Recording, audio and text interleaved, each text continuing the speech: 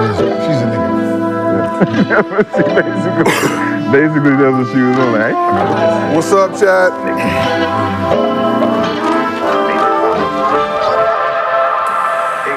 There you go. that shit hilarious. This chat is fucking. They already started? They so mean. Find me one of them. They just mean. You Starting already? They've been going for like 30 minutes. These things out here is just not worth the time. Just talking shit. Oh, well. What's up, everybody? Chat, we're about to start in a second. Appreciate y'all pulling up, locking in with us. Hot as fuck. Shit. Yeah, I can only imagine. Hey, why I don't got a wrench? You got a wrench? A wrench? A wrench. What does that mean? I don't know YouTube like you. Like they can make it like mods and stuff. Like people, but it changes the color of your. Okay. Oh, you want to be able to. Yeah, I don't want to be no regular ass nigga in this chat. What? Let's get it.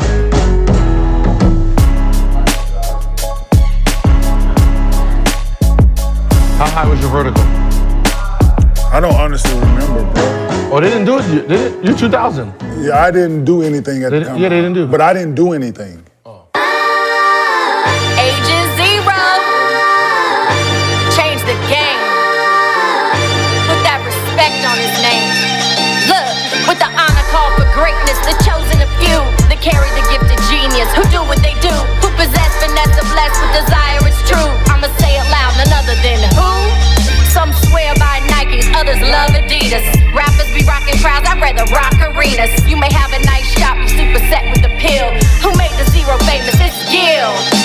Homie fire, he wet, cold as the Pacific. Some dudes try to guard him, no need to be specific. He dazzled up the crowd as a wizard for years. Was 100% real, it's Gil. Gil. Eat him up, Gil. Eat him up, Gil. Eat him up, Gil. Eat him up, Gil.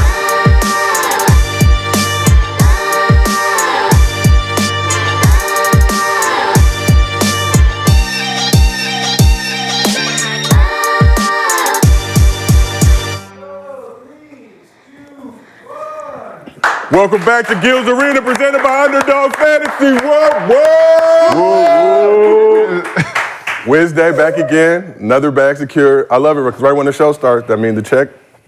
Check. Yeah. So whatever happens after game played. And that motherfucker can shut down, poop, and we good. Counts as a game played. That ain't how my shit work, goddamn. I gotta wait a few days. I have to wait a few days. Shit. Oh, it don't come right away. I'm just saying, game played. Okay, game play. Time served. Back with the living legend, Gilbert Arenas. Gilbert, you rocking a mushroom shirt today? What you got cracking? You got a whole new wardrobe. y'all playing this? What? I already see the bullshit. Go. You also got Rashad McKenzie. You know, I see my t-shirt game. My t-shirt game way better than the mushroom, man. You know, if you can't see, I say 10-1. I say shooting record. Yeah, you know, with the hat, the match. You know what I'm saying? We do the whole shit with the shoes and shit. We coordinate. 10-1. Coordination. And we got Kenyon Martin back on the couch. I want to go. I go out. I know. Hey, listen. It's too hot. If it wasn't hot, I'd go out there with your ass. Shit, fuck it. It's definitely hot outside. The San Fernando Valley is cooking. But this show's cooking today, too. Here's what we got cracking. Bradley Beal allegedly got caught lacking by a high schooler, but are the reports of Beal's demise facts or cap? Scalabrini had one report. We had to go hit our sources, much more plugged into the scene to see what's going down. Steph Curry's known for getting buckets on the court, but is he getting buckets in the booth now, too? Dropping tracks. And Ty Lue sends a message to Kawhi and PG about his expectations for them and the Clippers this season. But before we get into all that, as always, Underdog Fantasy presents this show. Go ahead, download the app, use promo code GillsArena that will match your first deposit up to $100. And since Underdog is in the giving mood, we got our Mostly Fan segment at the end of the show. We'll probably drop some questions too during the show.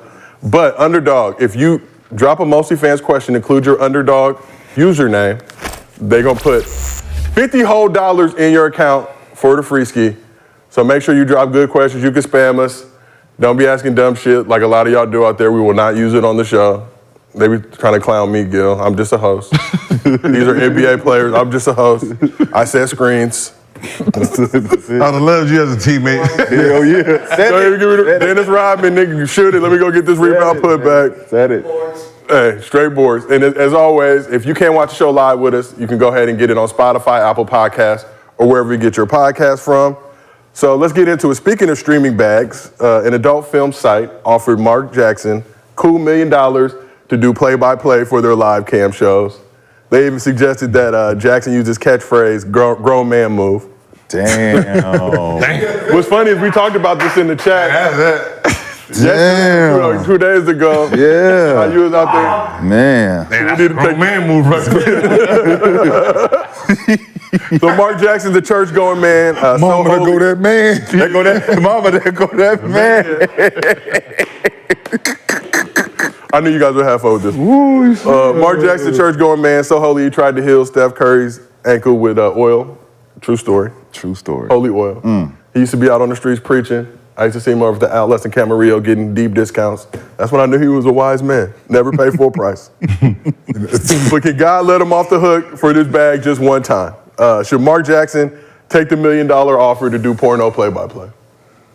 No, man. $1 million. I mean, hey, look, play-by-play on point would be kind of funny. That should be hilarious. It would be. That would be kind of funny as shit right there, just to do some play-by-play. Yeah. 10 million. But have a back and forth. You gotta have two people. Yeah. You gotta have two people. It has to. You can't have just one person. You gotta have a chick too. It gotta be a dialogue. Chick and a dude, Yeah. So what's she doing right now? Oh, the old gobbler gobbler. Okay. Old gobbler gobbler. Okay. That's what that is. He got to be on probably. What kind of movie is that? What he got to be on a certain joint? He gonna be Bang Bros or Black? Cam Soda, I believe. Cam But they Soda. always be offering people bags. I don't think anybody's yet to take it, but somebody got to take them up on their offers. Gil, if you did it, would you do play-by-play or color commentary? I do play-by-play. I fucked the whole scene up like, yuck.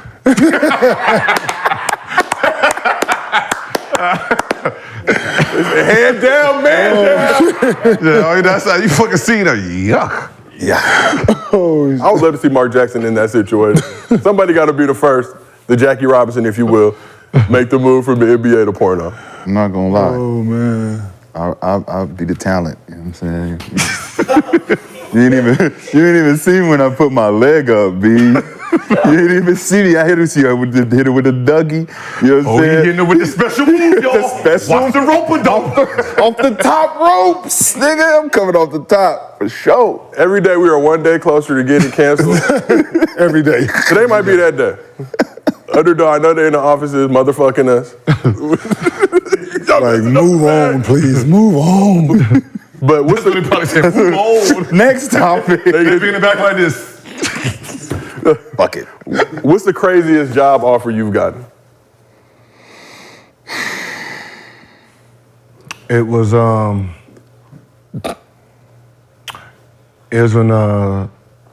Coach, was it Skip? Was it Skip? Skip who? Coach, was it Skip Saunders? Flip. Saunders. Yeah, when he told me I should average like 27 assists and like 5 rebounds. 27 and 5. Yeah, he told me that I should take like a lesser role in our office. That's the craziest thing. That's the craziest shit I ever heard for a job opportunity. I know you want to. I know you're a superstar, but I need you to come on. 20 points. What the fuck is wrong with you? We're gonna be minus 10 around this motherfucker. Wow. This boy is nuts, man. What? Yo. What? Yeah, I remember you saying something about that shit. Like, nigga, what? Pass to Pass to who? Who is capable here to catch my 10? I got 8, 9 points. Someone gotta, make up. We ain't got that kind of team out here. Skip Flanders. Skip Flanders. Rashad, what's the craziest job offer you got?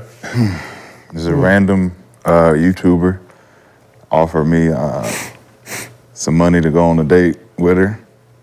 I ain't gonna talk about who it was, but basically tried to finagle me into, doing business, but was like, we gonna have to date.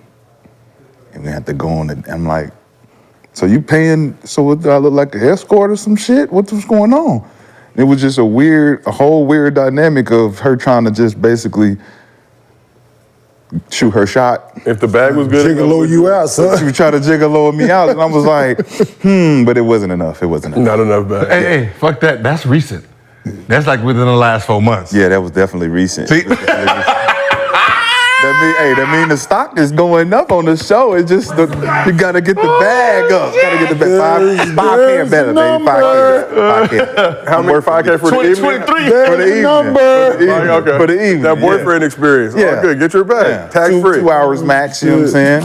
2 hours max. That's all I got. I ain't got nothing else for you. Okay, what's the craziest job offer you got? Like ever?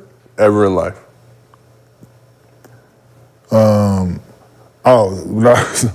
Somebody asked me to like do janitorial work, like and asked me to like sweep outside by the dumpster. I'm like, who? Me?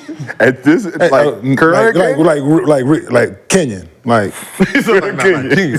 Like how long ago was like I was in college. Man, are you like who you? Man, that's where trash belongs. By the dumpster. You know what, man? It's gonna be my last day. Peace. Peace. We used to have those college jobs where you just punch in, go do. Yeah, that's what it's supposed to, man.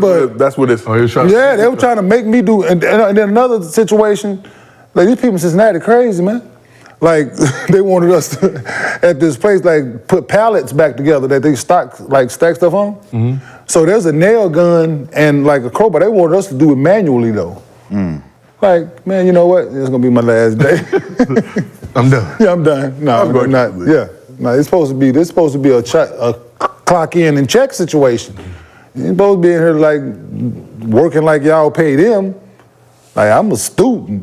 Like I'm here student athlete at that.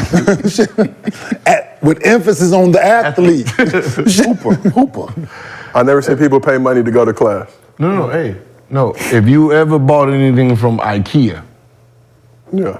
right? That was a spot. That's a stupid job to have right there, to go home and put your own shit together with no fee. Should come out janky. Oh, I didn't ruin many a thing. Yeah, you gotta pay and then go home and do labor for no money? Oh, hell no, that's not a job you want. Direction is always janky. Oh, I tell a person in a minute, I live here. I do not work here. Everybody that get that statement. Like, you come to my house, you need something. You been in my house more than once? Yeah. Oh, listen, hey. Figure that shit out yourself. I live here. I do not work here. Listen. Y'all gotta get it. Let's keep this thing moving. Steph Curry, chef on the court, but he's cooking in the booth now too. Steph had a verse on Toby Weegway's track, Little Fish, Big Pond. Weegway, I said it right? Yes, sir. I don't want Toby people, you know. Nah, with the N's and the W's and all that shit. I can't pronounce it. But Toby Weegway's track, Little Fish, Big Pond, where he dropped the following bars. Big bag, oh, my, look how things have changed. They know I'm the one. Daddy taught me how to flip my wrist. I'm my father's son. Think I'm pistol packing, how that ratchet on me like a gun. They should put the basket in the casket after I am done. Woo! You know if you wrote it, but That's all right. All right, for what? All right, for what? What, the last line? Ooh, that was a Man, bar. listen. That was a bar. Listen. That was a bar. That was a bar. Stop it. Hey, that was a bar. Red fish, blue fish. But One fish, two fish. but you can't tell me. But you can't tell me that last. But That last, He didn't write that shit. But I don't care. I don't care if He he wrote it delivered or it right. He delivered it well. But that last. The ratchet in the casket and the. No, What? They should put the basket in the casket when I'm done. What?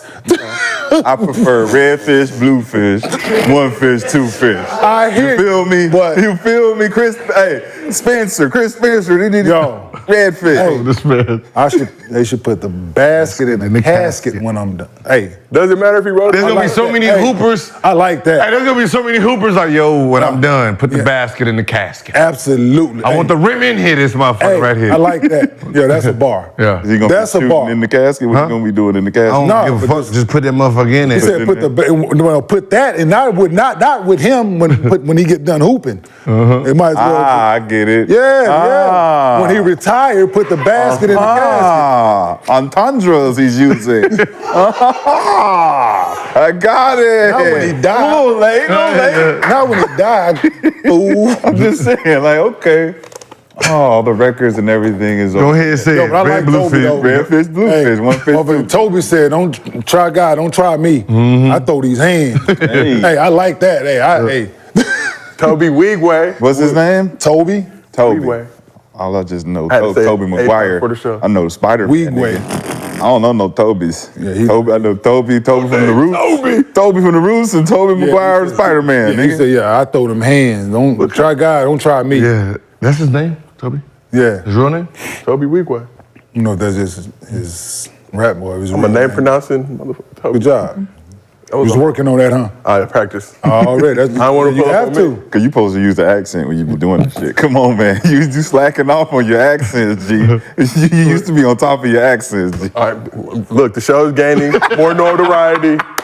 People know us now when we go on. You can't fuck with people no more. We had Zion with hitting Gil with the shoulder rub, but the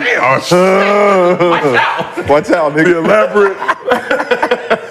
Jerry West has some issue. I don't know for what. Hey, you know when a nigga mad at you, he's just like, oh, I gotta hold his face like. Listen, like I'm telling y'all, listen, when Darvin Ham gave me dap, Hey, that was a death. It was death. I closed my eye. I'm a strong nigga too.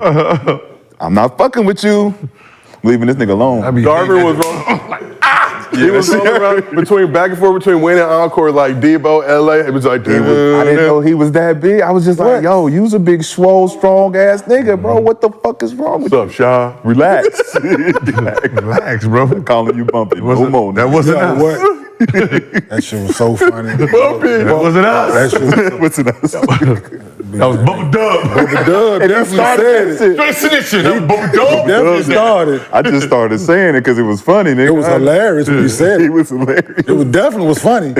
It's funny Nah, when you but don't got to worry D-Ham, about. It's just that 1 4-day window. Yeah. You're not really gonna see Darvin Ham at any other point during the year, but Yeah. seen about 15 times. Just waiting. Oh no, D-Ham sagging now. Yeah, D-Ham. Yeah, he sagging now. Nigga ripping phone books with his bare hands. And shit. Absolutely. As soon as he see you, his eyes get up. Yeah. There you go, fresh fish in the line. No, yeah. You got that yeah, water in we the know. system. So we saying Steph got bars. Yeah, no. I'm sorry, man. I can't help it. It's hot. It's hot in here, Like- man. It got me sweating. It's hard for me. Like I'm, we all listen to music. You know what I'm saying, now, if he wrote it, great. If he didn't write it, cool. He delivered it. Delivered. But that last, yeah. Yeah. I fuck with the last line. Okay. That was, yeah. It was fire. Steph, pull up to the show. Talk to us about it. You always got a spot on the couch when you're ready, or we're gonna pull up on you one way or the We're other. gonna pull up on him. So got me thinking. We got a schedule. We know you asked Steph. Definitely got it scheduled. We got a schedule. When we talk about NBA rappers, obviously we're all kind of older generation, but who's the best NBA rapper of all time? A lot of young kids think Miles Bridges got the crown now. Who? But when we go back, I'm just telling you what the young kids Oh, are. I haven't heard Miles. He raps. He tries. Is he nice? They say he can go. You haven't heard him? For young kids. Have you heard him? Yeah, they all nice. Just because you got to be nice, you come out, you can't be trash. No, but they got. If you think about music, it all sound the same. See, I'm Just like that first Steph, it sound like See, I'm finna- one of these niggas. So I'm finna show y'all my age. You probably know this. Do you remember basketball best kept secret? One of the greatest. Do you remember cassette tape? See, you remember that? Said Symbolics had a song on there. Said Blow On. Yeah. It was a laundry list of hoopers. Hoopers, yeah. They had Barrel. it was a CD they put together with all hoopers. Yeah, basketball What was best that, like kept secret. 90s? Was that Basketball best kept secrets. I was young. I don't know how old I was. I was young. like early 90s. Yeah, it was the early 90s. I just remember it said. Dana Barros, Malik Sealy, the legend, Shaq. Yeah. Came out November '94. J.R. Ryder had a song. Chris Mills. Yeah. Brian Shaw had a track. 94. Yep, 94. I was a sophomore in high school. I was fourth grade. That's no, not rolling with. Yeah, I'm finna say how old I am, right? Yeah, I was an eighth. But who's the best if we had to pick from that list? That I Well, I mean, because of rap has changed, right? You would say today, you would say Dame because of the lyrics. Yeah. I'm gonna go with who sold the most. You go with Shaq. Yeah. Twism. Ooh, you going? No, I'm not going with Because back then it was bubblegum rap. I'm not going with that. It was I bubblegum can't- rap back then. I'm not going with Shaq ever being the best at that. Do you want me to pass it? No! No! No! That shit was terrible. Goddamn awful. Is that, Just because that shit sold don't mean that shit was good at all, bruh. Let's be honest. Didn't he go platinum? He went like gold and Yes, platinum, that shit went one of them. Yeah, it absolutely was a went different time platinum. though, Gil. We was bored. You know, we were bored back then. No, I had we're not bought it. gonna do that, Gil. I know. We're not gonna fucking do that. I know. Gil. I mean, bored. Dame. Dame, Stack. I'm saying, Stack, yeah, Stack like go. Stack can go. Joe Smith can rap. Like, huh? Yeah, Joe Smith can rap. It's preference, man. It's what you prefer. Sean. Have you? Oh, I like Sean. yep, Shump. Have you ever been in your car? You were I bumping like an Sean. NBA player. Yeah, I like Shump- Sean delivery. I like bump, Sean. I bump Zoe. Okay. I bump Zoe. Yeah, I like Sean. Zoe was cool when ZO2s? ZO2 came out. Yeah. I was bumping. I ain't gonna lie. That Time will tell. Dame probably the more culturally, Yeah. advanced. He takes his shit serious. Yeah, he does. went up. He took it up a little notch. So I think if Stack put more time into it and really focused in on like Dame do, I think they. So we never like to slander, but it's the summer. So who's the worst NBA rapper or teammate that you had that thought they could rap that you were like, leave that shit in the draft, Chief? Shit, me, You try to rap? What was your rap name? King Sonny Black. Ooh. King what? King Sonny Black. You didn't like your bar? No, I don't like my bars. I'll just do it because I was like, But do they exist on the internet? So we can find them? on SoundCloud. I got my SoundCloud popping. Okay. You know what I'm saying? Oh Lord! Funny part, they about to go Somebody finna listen. King but you Sonny should've- Black. Hey, you should've yeah. kept that one. Sonny Trash You as should have fuck. kept that one close to the breast, boy. Trash as fuck, nigga. Go judge my Sonny shit. You know what I'm Black. saying? Nah, we- I'm at the bottom of the tier. I wasn't invited to none of the ciphers. It's all good. I wasn't invited to none of the mixtapes and shit. I'm good. So we asked the chat, does Steph have bars? 60% said no. Ooh. Wow. LeBron fans. I told you. He said LeBron. Red fish, blue But I'm just fish, saying, one this- fish, two fish. That's all he had to say. It wasn't how they know if he has bars or not. We're just from that snippet. Pertaining from that snippet, that's not. But the chat is haters. As we know, a lot of good people in the chat, a lot of haters. All of 'em. Hating is funny at least. And I'll Steph give you like It's that. fundamental. Steph light skin. You know y'all like. Oh, yeah, you know. Hate No is fundamental. love. We was rocking with each other during the pandemic, but we back to now not fucking with each other. Damn. We came together. Hating is fundamental. All right, so let's keep this thing moving. In sports, we like to talk about athletes having that dog in them. Well, one dude in Japan took this to another level. Dude dropped $14,000 to become a collie. So this is a man in that suit. You're lying. You lying. 14,000 for a costume? For that outfit. To roll But I want to around. know, does he relieve himself like a dog too, or he just hold it like, He peeing right there. he lift it up? 14. Does he smash? Bro. Bestialities. Nigga can't even run. Hey, yeah, he can't get you with the full speed trot. Damn. Something's not right about this. It don't sit right. That's what we doing now? This is what we're doing now. I'm fucking speechless. 14,000. Like, Japan? Is that in America or in Japan? Not sure. whew, No, it's a Japanese dude. like, this shit is getting out of fucking control, man. Like, people got entirely too much time on their hand, bruh. Like, Got to get it together. But we're a basketball show. So, I'm going to figure out a basketball tie-in to anything that we do. So this is on the serious side. Start with you, Gil. What does having that dog actually mean to you? When we talk about people having that dog in them, what does that actually mean to you? It means that person goes hard, like defensively. Like it's like I hear like the new generation using it, like, oh, he got that dog in him. Oh, he plays good defense, cool. Like it's a hustler. Like back then, it was those white boys that just sit there and sweat all on you and just play really hard. That's It was just Caucasians? no, it was the Caucasians back then. Back Oh, in like, really? the 90s, the ones that just sit there and sweat on you. They Yeah, come in the no, game for like 4 minutes and they just sitting there hounding you, jumping and taking the charges. They got the dog in them right there. That's what it. I got a different take in that. See, that's what I mean. We got to really define, because people throw shit out, but what does it really mean? I think we all can agree, like, when we talked about the Tim Duncan KG dog assessment in Vegas, like, Tim Duncan didn't have the other type of dog that Kenyon and KG had, where it's more, I'm about to bite your fucking head off type shit. But then offensively, there's certain niggas that you know got that dog. He a dog. Like, he gonna go at, I consider Gil a dog. Like, this nigga gonna go at you. It don't matter who you are. If you cross that line, it's like crossing that fence. I'm on your ass all night long. Pause. And then it's like the other side is, like you said, the defensive side is the guy who never backs down, the guy who's always ready for smoke, Steven Jackson type dog. You know what I'm saying? I'm on you. Shit, fuck Kobe Bryant. Dog. Dog. Dog. I'm on you all night. D-Wade. Dog. Dog. You shaking your head every Bull massive.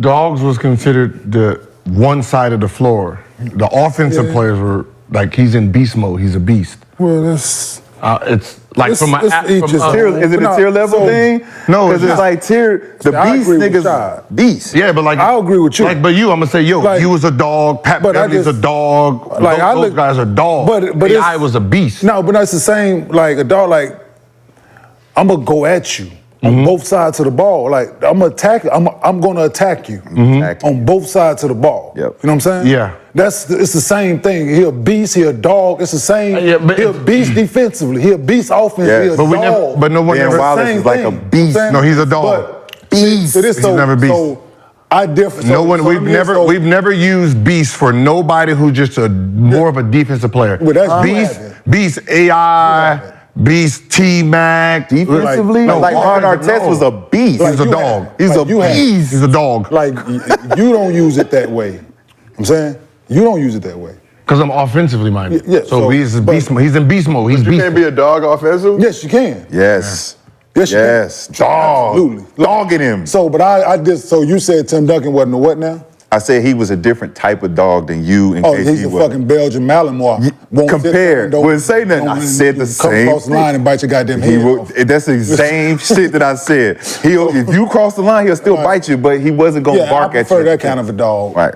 Than the porch kind Right. of just rapper dog. But we can make dog. No, somebody's just ain't gonna take nothing. Go after you both sides of the ball. Ain't go back down. So we got Stay in my line. some varying opinions on this couch. Let's get some beast versus dog clarifications. I'm gonna throw a name out. You tell me beast or dog. Okay. Scottie Pippen. Dog. Dog. No beast in him? Nah. Ever? No. I mean, When MJ left? like I said, levels. There was levels. There's levels to 30 getting the MVP beast voting mode. when MJ left. But that's still. But he was the dog. Like he's saying defensively, he was the dog. I don't think he had the offense. Was his dog leashed when MJ was there? Was it unleashed when MJ was gone? Bulls. Everybody was a dog besides Michael. Michael was the beast. Michael was a beast. That's tier level shit. But what did Kanye say? What did Kobe say? Are you the same beast in a different? Yes, beast, bro, would be, yeah. This is a whole different. Let's flip it to the other side. Larry Bird. He was a beast. Beast. Did he have dog in him though? Yeah, I mean, listen, dog is like a dog starts on two-way. I mean, on the defensive side. Then you have your two-way players who consider themselves dogs, right? Because they gonna get after you on both sides of the. If you're just an offensive, just a juggernaut, right? You're trying to put up 40, 50, 60. You're just in beast mode. Okay. Yeah. You know, like so he's two-way player. I just think you're a fucking gun. But You're a chuck. like think about it, like mine, I'm just hunting. Right. I'm just hunting. I'm not Assassin. Like I'm not. Yeah, assassin. Assassin. Like it's more of an offense. Like I'm coming. You know, a defensive player, you're defending, right? Yeah. You're defending something. Yep. Right. You're defending from like. So I'm. You know. So that's what dogs do: defend and. Yeah, they're defending there. Don't cross this line. I'm gonna bite your head. I get it. But like I said, the tier levels of it. The tier levels, like you say, AI would be more of a beast. Kobe, MJ, these are Melo. beast mode, nigga. But see, Melo didn't have the defensive dog side, right? But I feel like D-Wade did. He had the dog and he had the beast. You know what I'm saying? Kobe had the dog and the beast. Mike had the dog and the beast. Larry didn't as much have the dog and the beast. You know what I'm saying? Certain players play two-way. Like it all depends. It all depends, but when I hear like the AAU people getting it, like, oh yeah, he got that dog in. So we're speaking of lichens and humans. Yeah. Y'all seen Underworld? Yes. Yeah. We see, so we lichens and vamps. 100%. Okay. I'm with you. 100%. I'm with you. Should they be saying at the AAU level, or do you need to cross a certain point? Yeah, so They be like, yeah, he got the dog in him. I'm like, so we're gonna change the phrase. what the fuck is that supposed to? Yeah, So he's a lichen. he's like, okay, he's an active player, and he's just really all over the place. What the fuck is that supposed to be? So that's another. Is the dog about the bark? Like you said, Tim Duncan, no bark will bite the shit out of you. You know, some dudes out there pretending to be dogs, and they're really not like that. No, like Steph. Yeah. It's the reaction, I think. Because Timmy would react, but he just wouldn't react the way a Kenyon or a KG would react, right? They niggas at your ass from the tip, talking shit to you, trying to provoke you. Timmy was a response, like he had to respond, like, and if you didn't provoke that response from him, you wouldn't know if he was a dog or not until, shit. You know what I'm saying? And then Come out that motherfucker. How you doing today, Kenyon? Family. How's the family? piss you off a little bit. On the other side, how does that make you like? Hey, you all aggressive and stuff. Hey, so how's your family doing? Damn. Everything good? Deactivate the whole shit. When you respond, you nigga. like, Just throw your fucking hands and walk to the... That's what kind of night we having tonight, nigga. You want to have a coffee. God damn. nigga, you too likable. Too pleasant, nigga. So is having that dog something you're born with, or is that something you can develop? I guess you can develop it. Yeah, you can. If you play for certain people, Yeah, they'll bring it out. They'll bring that dog out. What? Let me tell you, go listen. I went. Trust me. Damn Bob Huggins, listen. Hey, you might come in one way. You stick around. You leave out there, mother. You might. Hey, yeah. Let's talk a little bit about that Cincinnati experience coming and playing for Coach Huggins. Like, Obviously, had some situations going on recently. yeah, I love him to death, but- hey, man. He be all right. He bounced back, but nah, it was just from day one, man. Like it was like go. Like wasn't no out of bounds, no fouls. You gonna play? Oh yeah, man. Like it's it's one of them. Like you gotta be prepared, like mentally for this. Mm-hmm. You gonna hoop, he gonna ride you, he gonna cuss you, you gonna run, you gonna get fouled, and you gonna learn to play defense. Mm-hmm. Like, hey man, like we talking about defensive drills daily. To like, ain't no you close out and you get scored on and you go to the back of the line. Like, no. Oh no, you gotta get a stop. Yep. A clean stop. Yep. I've seen days this and dog can't stand up. You got to play defense and you just dead because you know how we are, man. We savages, man. Yeah. We gonna keep going every time and make you foul us. Mm-hmm. And if you foul, you got to go again. You got to go again and go again. I mean, I didn't see them try to teach somebody to learn how to take charges. Oh, you don't know how to take a charge? Oh, you gonna learn today? You gonna learn today. Line up. Line up. Damn, in succession? I'm What? just saying. Yeah, because you know we would do the charge drill. Okay. But I'm saying it's buddy ball. I'm not You didn't go to Cincinnati. You didn't go to Cincinnati. No, I'm just being real. Niggas dropping the ball before they get to you. God damn, nigga, man. Hey man, you better learn how to fall. Yeah, that was it. The art of falling. No, you better, dude. I'm telling you, man. I used to tell people, man, listen, how all this new age, you get hit and you and you get up and ain't nothing wrong with you, and you don't get back on defense. Get your ass out the game. Oh, if you did that shit in one of Bob Huggins' practice or game, when you came up, your eyeball better been in your hand. So the reason that you didn't get back. So dog, man, this man, listen, man, drill and stuff, dog, so he can teach you how you gonna play. And if you don't, either you gonna transfer or you gonna be at the end of that motherfucker. Like, pass the walk on. He said pass the walk on. He might put the walk in before you. And I done seen that make dudes cry. Listen, from being on you because you didn't play hard today.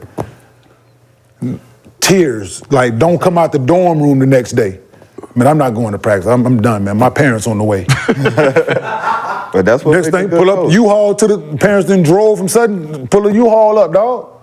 Damn. Can't stand it.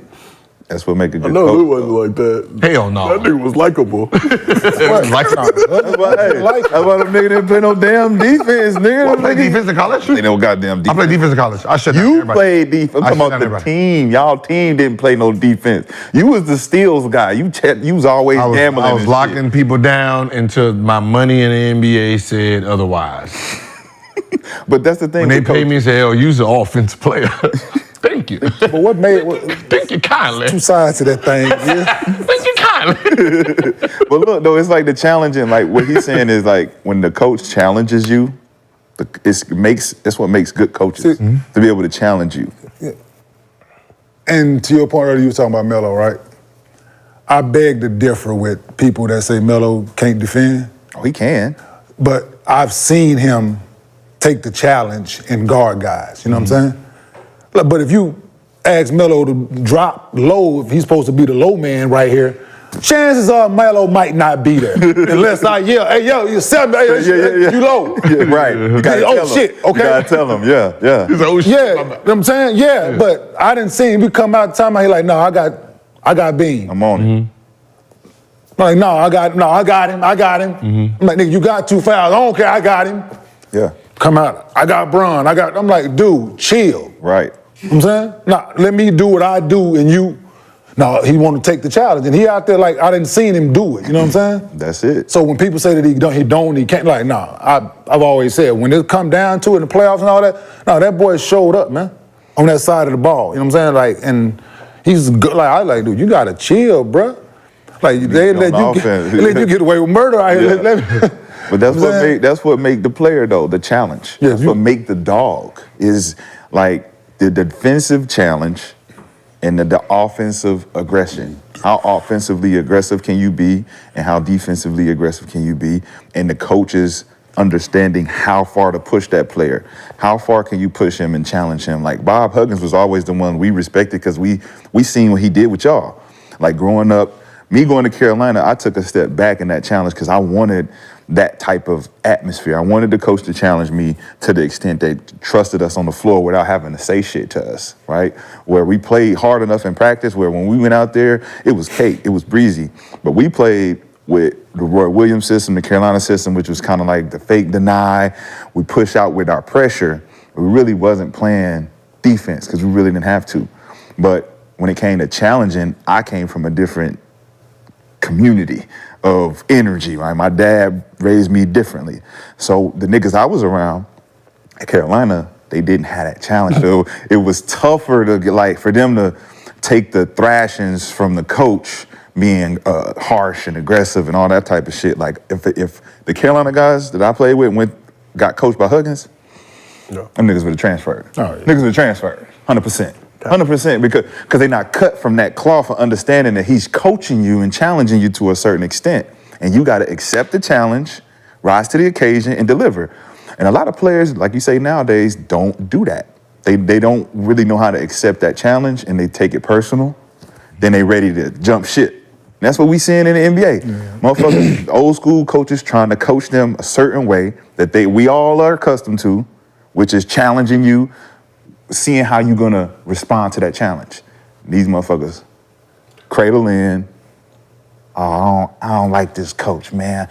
I'm ready to go somewhere else, man. Man, fuck you see that shit. I mean, AAU a lot. And I mean, you know, you never want to talk about back in our day or whatever compared to now, but it seemed like we dealt with a lot more shit. Like kids nowadays, super fragile. Oh yeah, no, I mean they be on a team for 2 weeks. No, I didn't play that much. That's because whoever came from the East Coast and put the AAU bracket system in where you got ages, 14U, then you got bronze, gold, like it became a money pit because back then there was only a certain amount of AAU teams. Yeah. So you can leave us, goddammit, and you can go somewhere else, you ain't playing over there. Right. Right? So you just miss whole AAU. Now, you don't like your playing style, you have your parents create this own little system. Now you got all these AAU teams because most of them is they didn't play. Now their daddy done made or their mama done got a little program together. And their son get to play. There's just a whole bunch of stupid shit now. And ain't nobody ain't nobody coaching them. Ain't nobody telling them the truth. Ain't nobody being hard on them. Ain't nobody being honest with them. And then when by the time you get somebody who might do that to you and for you, it's too late. You know what I'm saying? Like you've been used to somebody sugarcoating shit and blowing smoke up your ass all these years, telling you the next best thing and all this, and you're not. You know what I'm saying? And by the time you get to college, heaven forbid you get there and you get a Bob Huggins, like at the time. Done. The first time he raised his voice at you. You don't know what to do. What this man just say to me? Mom, this man just... Right. Next thing you know, I'm saying, it was that, man. How much like social media and the culture impact that now? You talk about highlight videos. No, it's just the system that was created. I mean, now you have programs that used to have one high school team, right? But you have you got 12 guys on your team. For those 12 to be on that team, they gotta be good. Yes. Right? There's 12 starters. Talk about it. Right? Coming off the bench, you got a dude averaging 25 off your bench. Right? Now, right, it's brackets. Like high school, if you was a freshman and you made an AAU team as a freshman, you was nice. Yeah. Even if you got 0 minutes. Like, oh, nigga nice over there. He's a freshman? Shit, he's good. You didn't even have to see this man play as a freshman. We knew he was elite if he made that team because the team was filled with damn near seniors and juniors. Bro. What? Yeah, man, my so we son called the played traveling team. We called them traveling team. My son played on the team this summer, man. Like, with some kids. I was trying to get him some bump for a few tournaments and the angle. And a few of them kids look like they only play at PE. Yep. Wow. Yeah. Dude. And I'm trying, I'm sitting in the stands trying, you know me, man. you know me, Gil. You've been in there. You know me. Really, man? Yeah. And I can't say nothing. And it's hard.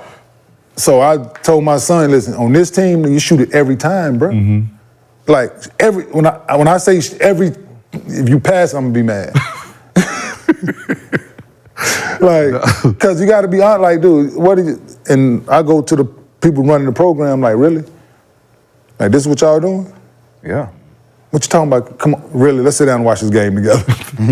Hey, is your son looking at you or the coach? Cause when I used to play AAU, like, I'm looking at him. Like, he played in the league, like, I don't. Yeah, no, I let them coach him, but he hear my voice more because they not telling him what I'm telling him. That's my point. Coach give me a directive, I'm gonna look and confirm over here. Absolutely, you do it. I'm saying he Dad, do it. is he right? Yeah, Dad. Yeah, because he do it. Cameron do it to this day. I'm pretty sure Elijah do it. I'm saying, but everybody do it. You know what I'm saying? Because what we telling them, it works, and it's hard not to. If I tell you, hey, they about to swing it, it's a steal coming, it's a steal, get up, and you don't do it, you don't put your hand up fast enough and they pass, I'm like, see, then I just, then the next time, got it. Now it's, Told you. Yeah. I'm saying like that, so he had to play to win the game. I'm like, hey, Cameron, they about to set a screen for him, right? Watch the screen coming, they're gonna set this and he was prepared for it. I was like, get on the other side of him, get on the other side of him. And they ran the same pick, so the coach ain't telling that in the timeout. Yeah, for sure. He just called timeout like, listen, they gonna try to score. No shit, the game on the line. That's why coaches hate them motherfucking parents, man. Especially parents like that. I can't stand these goddamn parents. Tie game. Yeah, what else they gonna do? They need a 3. They running a play for a 3, coach.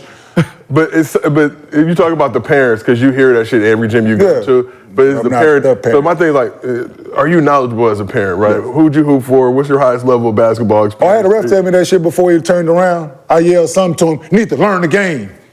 He turned around like, oh shit. Like, yeah, learn what game? Huh? That's how the coaches be too. Who the fuck is up there talking? That's Kmart. That's Kmart. Okay. You want to come down? You want to come down here, coach? Just bring your ass down here, coach. No, I'm good. Listen, I told Cameron them team, man, they kids mad. It ain't y'all fault y'all got a handicap for a coach. Oh, Jim, quiet as could possibly be in there. I yelled. Like, look, man, he had them handicapping them kids, man. Oh, I'm listen, dude. I know, man. But look, let me tell you why. This is what's fucked up, Kenyon. My dad was like you. Yeah. You got to be kicked off a goddamn team, AAU. Parents start fucking complaining. Hey, listen, man, your dad can't just keep calling my son trash. Yeah. Yeah, you motherfucker trash ass motherfucker. Pass the goddamn ball. That motherfucker can't rebound, can't catch shit. God damn. He loud as hell. And it's like, it's only so much the parents can take. They actually paying for the team and shit, you know, the risk. I didn't do They it. paying for all that shit. I don't talk about other people's kids. But that be the problem That I because don't the do. kids are paying. Yeah. They're paying for the program. So now, I played on one of them. Well, yeah, when I was coaching, I want 7 kids that I pick. Right? You put your kid on my team and he don't know how to play. He ain't playing. He ain't playing. Take your money back. Right? I'm not playing him. Right? He gonna get. Y'all see the NBA? Yes, this is like that. This group right here. No move. You don't sit by me. Nope. No. Go. I need to talk to my best player. Go. Y'all sit down there. Look. Y'all gonna get in if we up by 20 or down by 20. Listen. All right. Other than that, y'all role is to keep everybody else happy. Make sure high fives in the water, shaking shit like that. That's y'all job, right? Pre-game, right? Y'all work on the moves y'all gonna do. You know, a little pump in the chest, whatever the fuck y'all want to do down there. That's y'all time. But don't look at your parents. Don't have your parents talking to me. Well, I'm a son. Good. He needs a personal trainer. Right? You get him a personal trainer. Y'all do about 5-6 hours a day. Right? Every day. Those days off, and then hopefully he can help the program. Other than that, y'all don't supposed to play. I don't give a fuck what team you create. You don't supposed to play. I told my son, I told my wife after one of the games, I said, listen, a few of them kids, if I was coaching them, a few of them kids wouldn't play basketball ever again if I was coaching them. Because the things I would have said to them after the game, dog, they would have went home. They would have gotten in the car with their mom and dad, said, I don't think I want to do this again. Like, what happened, son? Mr. Martin told me the absolute truth, and I don't think I want to do this again. I told him right after the game, I said, look, had I talked to them kids after what I just witnessed, they wouldn't have touched the ball ever again, bro. They would have gave it up, I'm telling you. So just imagine, 8th grade, you go to practice, thinking everything, just won 2 state titles. Go to practice, everything good, but everybody looking kind of somber in this motherfucker. What's wrong with y'all? Coach, come, huddle up. Hey, man, we got to make a change today. It's going to be tough. I'm the best player, MVP, all that. We're going to have to make some changes around here. We're not going to make it right now. Just letting y'all know we're going to make some changes. This nigga came to my house like he had a whole new religious experience, brung the Bible and everything. Didn't want to talk to my daddy, though. Talk to my mama. Yeah, we're going to have to let Rashad go. Parents are complaining about his dad, man. His dad is decreasing the ambition of the other kids and their willingness to play. They don't want to play with Rashad because his dad shows up to the games and he cusses him out. So I got cut from the team. I had to find a new team. I was with You been getting kicked off teams since 8th grade. Man, since 8th grade, bro. Kicked off. Pops did not play that shit, man. He was one of them, like LeVar Ball types. Like, hey, man, if he could have started his own shit then, he would have fucking did that shit. Oh, man. See, I ain't that bad. I'm bad. I ain't that bad. Man, that you know what I'm saying? bad, Like, He laughing right now, that nigga. He watching this shit. I know you watching. Shit, the team was sorry. What? What am I to say? It was telling the truth. Tell the truth. All right, let's keep this thing moving. I always enjoy hearing your gentleman's perspective on every topic. We got to talk a little bit about Bradley Beal, but there's a rumor floating around today that Bradley Beal might have gotten cooked by high school sensation Cooper Flagg at Jason Tatum's basketball camp. Now, before we do all this, we just got to preface, it's a rumor. That's the most important part. Brian Scalabrine dropped this rumor on the Starting Lineup show on NBA radio yesterday. He said, I heard a rumor that my boy Cooper Flagg was at Jason Tatum's camp and he was busting Brad Beal one-on-one. Bill got mad, started cussing him out. This dude is a major trash talker, so I guess the rumor is that Brad Beal and him were squaring off. Bill was taking it lightly. It's a high school kid, then Cooper started giving it to him.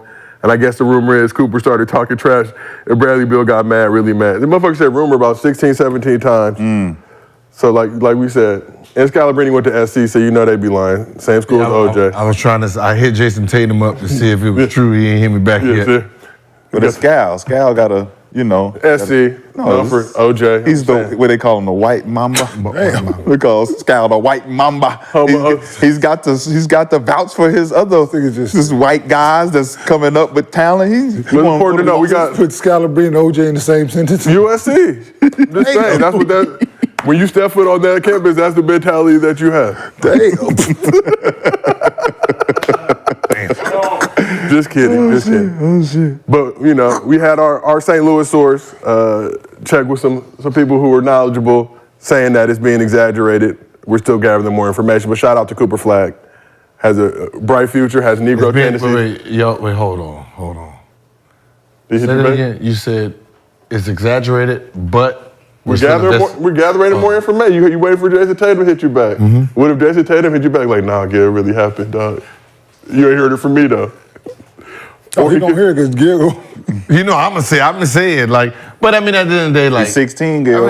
I mean, He's 16. Who's 16? But The young we've fella. seen this out like we saw years ago. We saw the video of Harden last year. Cooper, he ain't 16. How old is he? Instagram 16. Instagram 16. Damn. I thought he was a high schooler. Yeah, it's cool. Hey, but look, it happens though. That happens, right? Because it's not Bradley Beal that's gonna be in the season. Yeah. Right? He went out to take It ain't in shape in Bradley Beal, you know. So if one's 6'10", one's a guard, I mean it's. But it's NBA Bradley Beal. But I'm an NBA player. summertime though. Like how serious? 38. Like, UCLA runs back in the day. Like I used to have to guard KG. I'll give KG a couple buckets. I'm nowhere near KG's. I'm just saying, like, because he's going about 30%. I'm going about 120% just to be half as good as his 30. But a lot of those dudes will go see that. Bucket is a bucket. I understand. But you still remember that bucket. Yeah, like you I'm gonna lie about it. Bucket is a goddamn bucket. You know what I'm saying? I'm saying, 30% KG, Brad, you better write that shit up. He was going light. Kid like you said, kid taking it more serious than him. Mm-hmm. He got off a couple. Take that, motherfucker. Now Brad Beal I gotta go tighten these things up for real now. Like y'all said yesterday, Nick Young with the motherfucking jeans. So you say that's when a nigga gets. Hey, I need a jersey and some shoes. Come on, man, bring them on out here. I'm saying, like, nah, that's just what happened, man. I mean, so it could be true that he hit a couple, because you know, AAU and that. You hit a bucket on an NBA player, that's it, you won. 100%. You won. Just, it don't matter if you get stopped at that, you won. Yeah, it's like we saw a video of Michael Jordan. Like dude scored on Michael Jordan at his camp. Like, that's it. Listen, but that dude for the rest of his life, y'all couldn't get if there was never footage of it, he would be like, man, I bust Mike ass, man. I'll give you a good reference. 10-1. The shooting guard should never go up against a nigga and lose. I'm going to cherish this moment for the rest of my life. For the rest of my life, I'm with this nigga 10-1. And he got to figure out a way to get his face back. The sad part is, it was technically 8-1, but I'm giving. Oh, my Lord. Get a shirt say 10-1. So. What does the shirt say? What does the shirt say, man? So what's the record?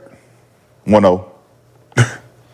He retired. Practice 1-0. He retired. 1-0. Retired? I'm undefeated. Practice. You know we do. He got to come out. He got to come out soon. I'm ready though. I'm prepared. You ready? Prepared. Just not in the hot sun, not in nobody's backyard. I need air conditioning. Oh, you I need air conditioning and shoes and shit. I'm ready. So when you were in the league, did a high schooler or an up-and-comer ever catch you slipping? You could tell, we in Gil's Arena, we ain't gonna tell nobody, Gil, just us four on the couch. It ain't thousands and thousands of people watching at home. Catch me slipping? Never. Chris Paul wasn't in high school. No, yeah, Chris Paul. Yeah, he got me. But he wasn't in high school. Yeah, he was coming in. Oh, coming to the league. High schooler? Not because usually when I came to play, I was already ready. So like when I came to like do real runs and shit like that. Real run. When I came like to play real runs and shit like that, I was already. Yeah, for sure. I was already apex and I was already in shape, all that shit. Let's go. I got something to show y'all motherfuckers. But Kenyon, like you said, we've seen it happen at the Drew League. That's the thing with Drew League. Love the league. Amazing. Shout out to Dean and everything they're doing over there. But certain guys, like league guys, aren't coming in playing at the highest level. But like you said, anytime you lace them up, you got to bring it. Because in the world we live in now, that video comes out, that edit, the music's nice, the transitions, Yeah, that's all it is. And he whop you and you.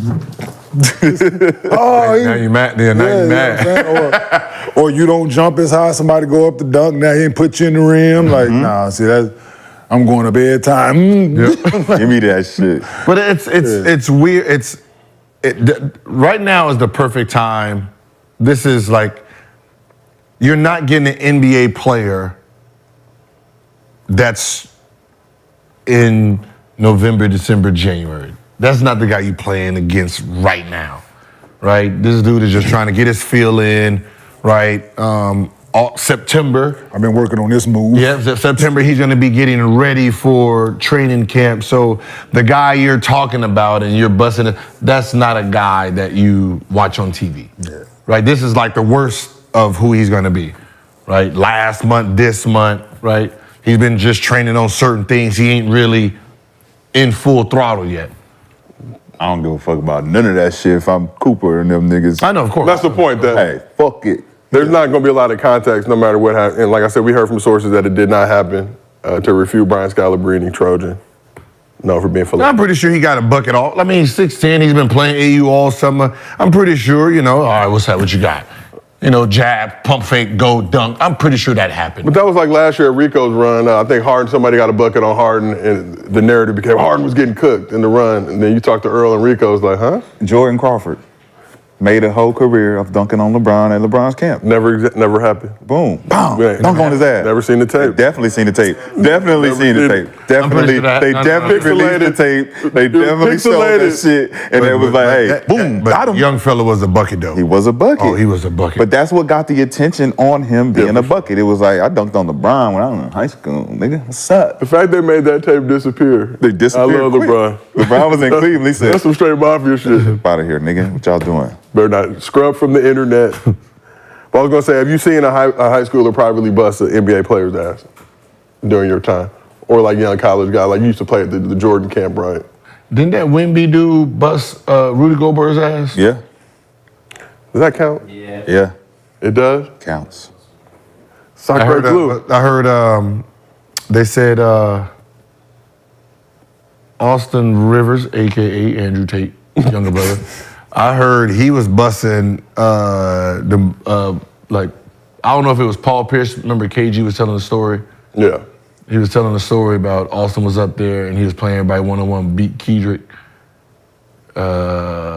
maybe Ray Allen, and then, he called out KG. And then he scored a couple times and KG's like, oh, hell no. Let me tie my shoes up, fuck this. And then had to go hard on him. Better. That's what happened. From the beginning. Austin Rivers was nice. Those highlight tapes, I think some grade A stuff. Now, let's keep this thing moving, switch it up a little bit. Let's talk about Stanley Johnson, 8th overall pick by the Pistons in 2015. Came in the league with high expectations out of Arizona. Bear down. Y'all say that. Bear downed. For his career, Johnson's averages. Are you mad y'all don't got no slogan? We don't need a slogan, Gil. Nobody going to Tucson in the summertime to work out. So y'all don't got no slogans, basically what you're saying. What is our slogan? What's UCLA slogan? So Champions made here. Nah, that's not a slogan. That regular folks can say? Go Bruins. Yeah. Ooh. Yeah, no. Yeah, that's not menacing. As long as they went to Arizona, no matter what they did, you say bear down, they know what's going on. But I'm not even gonna hate going and playing at McHale, probably closer to an NBA environment. Y'all was with like 20,000 strong, T-Lokes, a lot of board niggas out there. How many championships Arizona got? What, 1, 2? 1. Just one? When was that? Like 97? 54? 97. Oh, okay. How many North Carolina got? I don't know, too many to count. Did you win one when you was there? More than 11? I won one. I won one. Bust y'all ass. I won one. We would have bust y'all ass. There's only one team that scared us, and that was them motherfuckers over there. I won one. Y'all were menacing. No, it's just that we thought we was the shit until we seen that highlight tape. Yeah, I'm telling you. Nah, we good. Y'all keep them prisoners over there. Oh yeah, we definitely didn't want no prisoners over there. We had nobody to match up with them two niggas. Nah, man. Them niggas had too many. That basketball didn't look fun. No, we played Carolina, Brendan them. Y'all spanked on them, man. Hell yeah. Fuck Chicago. Was that Joe Forte now? Yep. Yeah. Spank the fuck out In of Chicago, yeah, Brandon first shot, I went up and grabbed that shit out the air, clearly goal. Give me that shit. Oh, I told him I was gonna do it. When we was in Spain, I told him I was gonna do it, because it was already on the schedule. We playing He was shaking in his boots after that. World University, I told you, I'm trying not to let you, I promise you won't score, nigga. Oh, y'all saw them in Spain, you said before? No, I'm saying we playing on the same team. Oh, okay.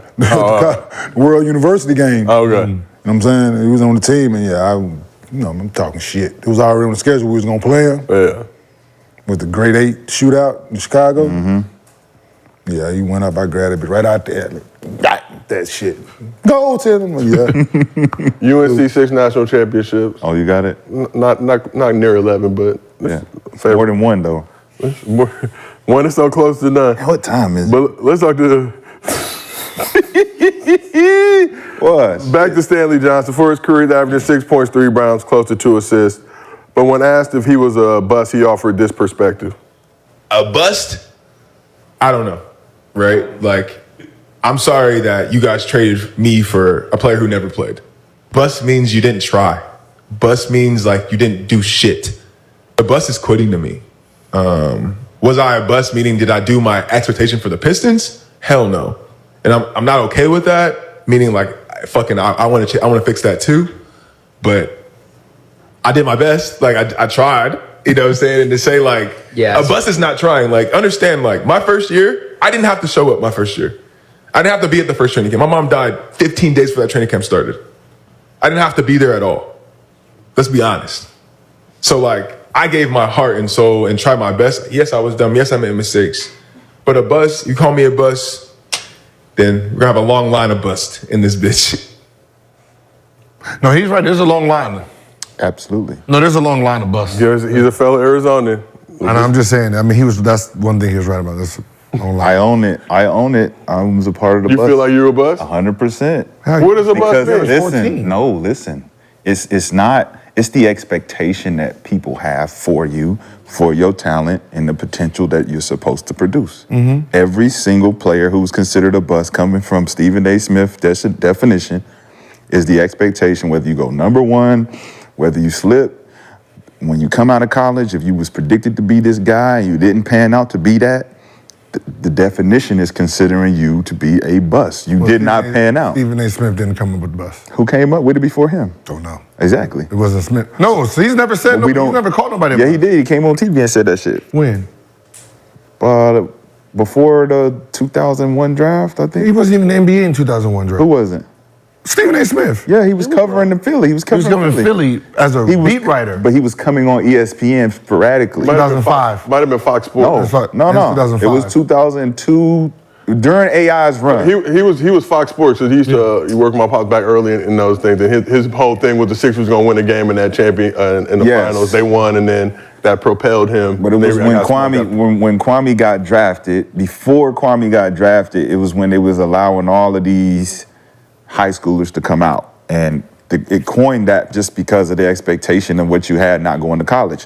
So I understand what Stanley's saying, but there is like you said, a long list of niggas that didn't go up and pan out to their potential. And if it's not called a bust, it's just a disappointment, or we're disappointed you didn't do what you're supposed to do.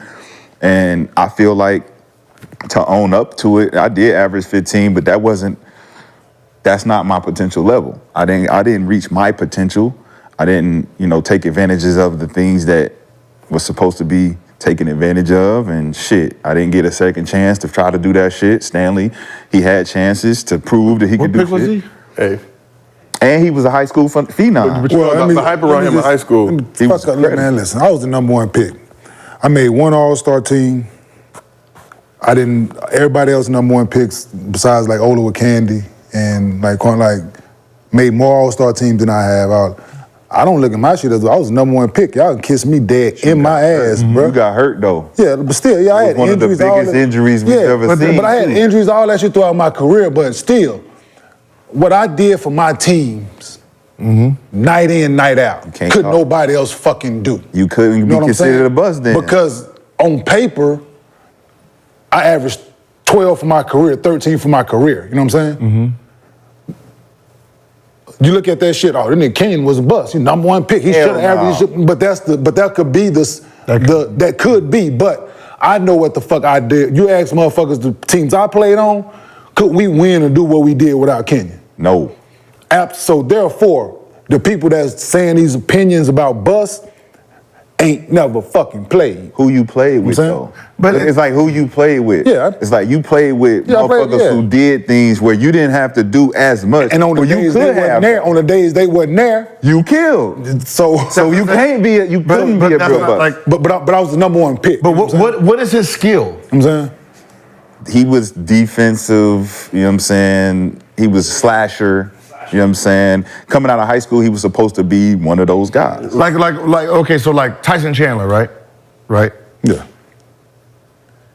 He was never expected to average 15 to 20 points. Yeah. Right? He was a defensive guy, a hustle guy, Block shot, block. yeah, But coming into the league, though, would you say that? Yes. No. Yes, coming That's to the what league, he he was a was. defensive That's player. what that's what he That's would what have he been. was. Yeah, he was But never going to average 20-something Yeah. points. But at Dominguez, would you? Yes, you would say he was a phenom. He expectation was, was he was oh my supposed to- God. He was a phenom. He was an athlete. He was an athlete. That's what I'm saying. Remember what I'm saying? Rebounder. Like in that draft, the most offensively skilled person was Eddie Curry when it came to skill. Yeah. Like natural skill. Back to the basket, post Curry. up, footwork. Little Right? Shaq. So he was the one that offensively was supposed to be dominant. That's why they drafted both right? of them. What's why it was defensive. And that's why they drafted both of them. Yes. So one was a defensive guy. So when you look at Tyson Chandler, like his numbers, like that matches his skill. Yeah. 20 years he played, that matches him. He can never be called a bust. Yeah. Right? If your potential is supposed to be this, like you're supposed to be some guy who's gonna average 20, we're gonna put our franchise on you as the guy who's gonna carry us. And you don't. That's where it comes from. No one put the franchise on this man. No. Yeah. You're number 8 pick. No one put the franchise on you. No. And then Right, so you're not a bust. You just didn't pan out. And then you're looking at the facts. I just speak on my situation. You look at the facts, right? If I don't leave the Eastern Conference in 2004, right? Forced to leave, not by choice, like forced out. Wasn't offered a contract with the Nets. I'm playing in the East at the time. What other fours in the East that was doing what I was doing? Nope. You know what I'm saying? Like that situation messed me out of multiple All-Star appearances. All these things are factors. I go to the West, playing a 4. Timmy. Tim, Dirk, Amari, KG, shit, Zach. You know, I'm I'm saying, off top. When I signed my contract to go to I'm already Boozer's there too, right? I'm already Boozer in Utah, yeah. I'm already 6, 7. Brand. You know what I'm saying? So just imagine, you know what I'm saying? But if I don't leave, then the narrative is nowhere near what people might try to put out there. You know what I'm saying? Like, these are facts. Like, How much thought did you put into that before? Did you have any other offers from Eastern Conference teams? How much thought did you put in? Who they had at that time? Like Theo? It was Theo and but still, me going to Atlanta at the time wasn't the fucking best move. Personally, was not no. 26-year-old Kenyon in Atlanta, not the best move. Now, it all depends on the effort you give. Like my when I say bust, it's bitch, you should have tried. Yeah. Right? Bitch, you should have tried. Right? So like when I look at someone and say, all right, well I can look at who's in front of you and say, well, you just ain't getting the opportunity. Right? You go out there, you playing hard. Now you got to change your role to fit the team. Right? You're doing what it takes. If you just didn't fucking try, you're a bust. Right? That's what bitch, you should have tried. That's how I look at it, right? So when we sit there and say, all right, you number 1, number 2, 3 pick, this and this, all right, let's see how you play. But what are you engaging? What are you engaging? What are you engaging? Like the you should have tried. Where is that you should have tried coming from as you're watching? Are you saying the nigga not going for the ball? He's not playing at a level of the rest of everybody else. He's playing down in the competition. Like, where is the metric of? Or you compare. You've seen the game. You've seen players. They not prepared. I'm going to give you a better comparison. What he's talking about. If you compare Detroit taking Darko instead of Melo. But why was Darko playing the way he was playing when he? I'm saying, but if you compare the careers, right? Darko was a bust compared to Melo. You know what I'm saying? Because they took him before him. You know what I'm saying? when you have the opportunity to draft somebody of Melo's caliber and you compare the careers, of course people gonna say Darko's a fucking bust, you know what I'm saying? Because he was there, second pick, all that shit, and he didn't, from what everybody says about him, he didn't work hard, he didn't do these things that was worthy of a number 2 pick to come in to try to play to your point, you know what I'm saying? So then if you compare the careers, and it's like, yeah, But I was there when Darko was playing. I was in Detroit. He did not get any opportunity to prove that he could play. But what I'm saying, cool. What I'm saying, but he was never gonna get. But be That's honest, what I'm saying. Like, be honest. he was at a disadvantage. Melo, Wade, Bosh, they should be happy that Detroit picked him, because at that time, was Wade gonna be starting over Rip when he first got there? Yeah. No. He wouldn't have? No. If Wade would have went to Detroit? No. Right? No. Huh? 03? Bosh? What? 03? 03? D Wade? No. You're talking about the D Wade we know now. We talking about young. Richard Hamilton. I know. We talking about trust Rip. me. This is Rip. but- I watched the Detroit Pistons before that 04 team, and there was Corliss Williamson, Clifford Robertson. Oh, that team that team they got swept. The playoffs. You're talking about you're talking Rashid. Now think about this. Hey, that team they got swept in the playoffs. Now is Bosh gonna outplay Rasheed Wallace? But Rasheed had just came. I know, but is he gonna outplay Rasheed Wallace? No. Nah. So their careers wouldn't have panned out the way it is now because of the team. True. You went to a team that was they didn't play very well, and they got a top pick. So whoever got there was like Melo would have had the only chance because he had Tayshaun Prince, but that would have been splitting time. But Larry really didn't like playing younger players either. You know what I'm saying? That was So, you're right. You're right. So my thing is, when I watch you play, how did you play? Were you going out there giving max effort? Were you going out there every time you made a mistake? Oh. But think about the mentality. Think about your expectation of playing. If you got an expectation of playing and you only playing 8 minutes, 10 minutes. How did you play him?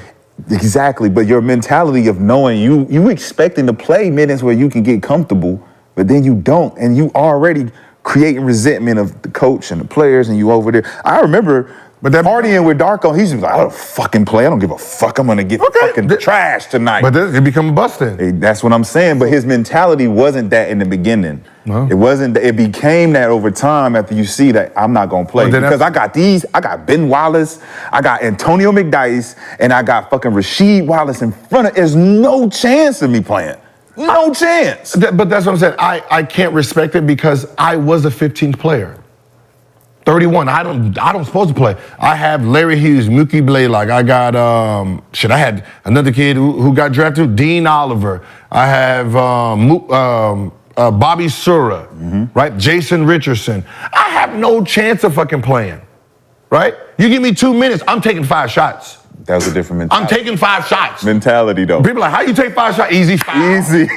Foul. Yes. Go to the free throw line, get the ball back. Score.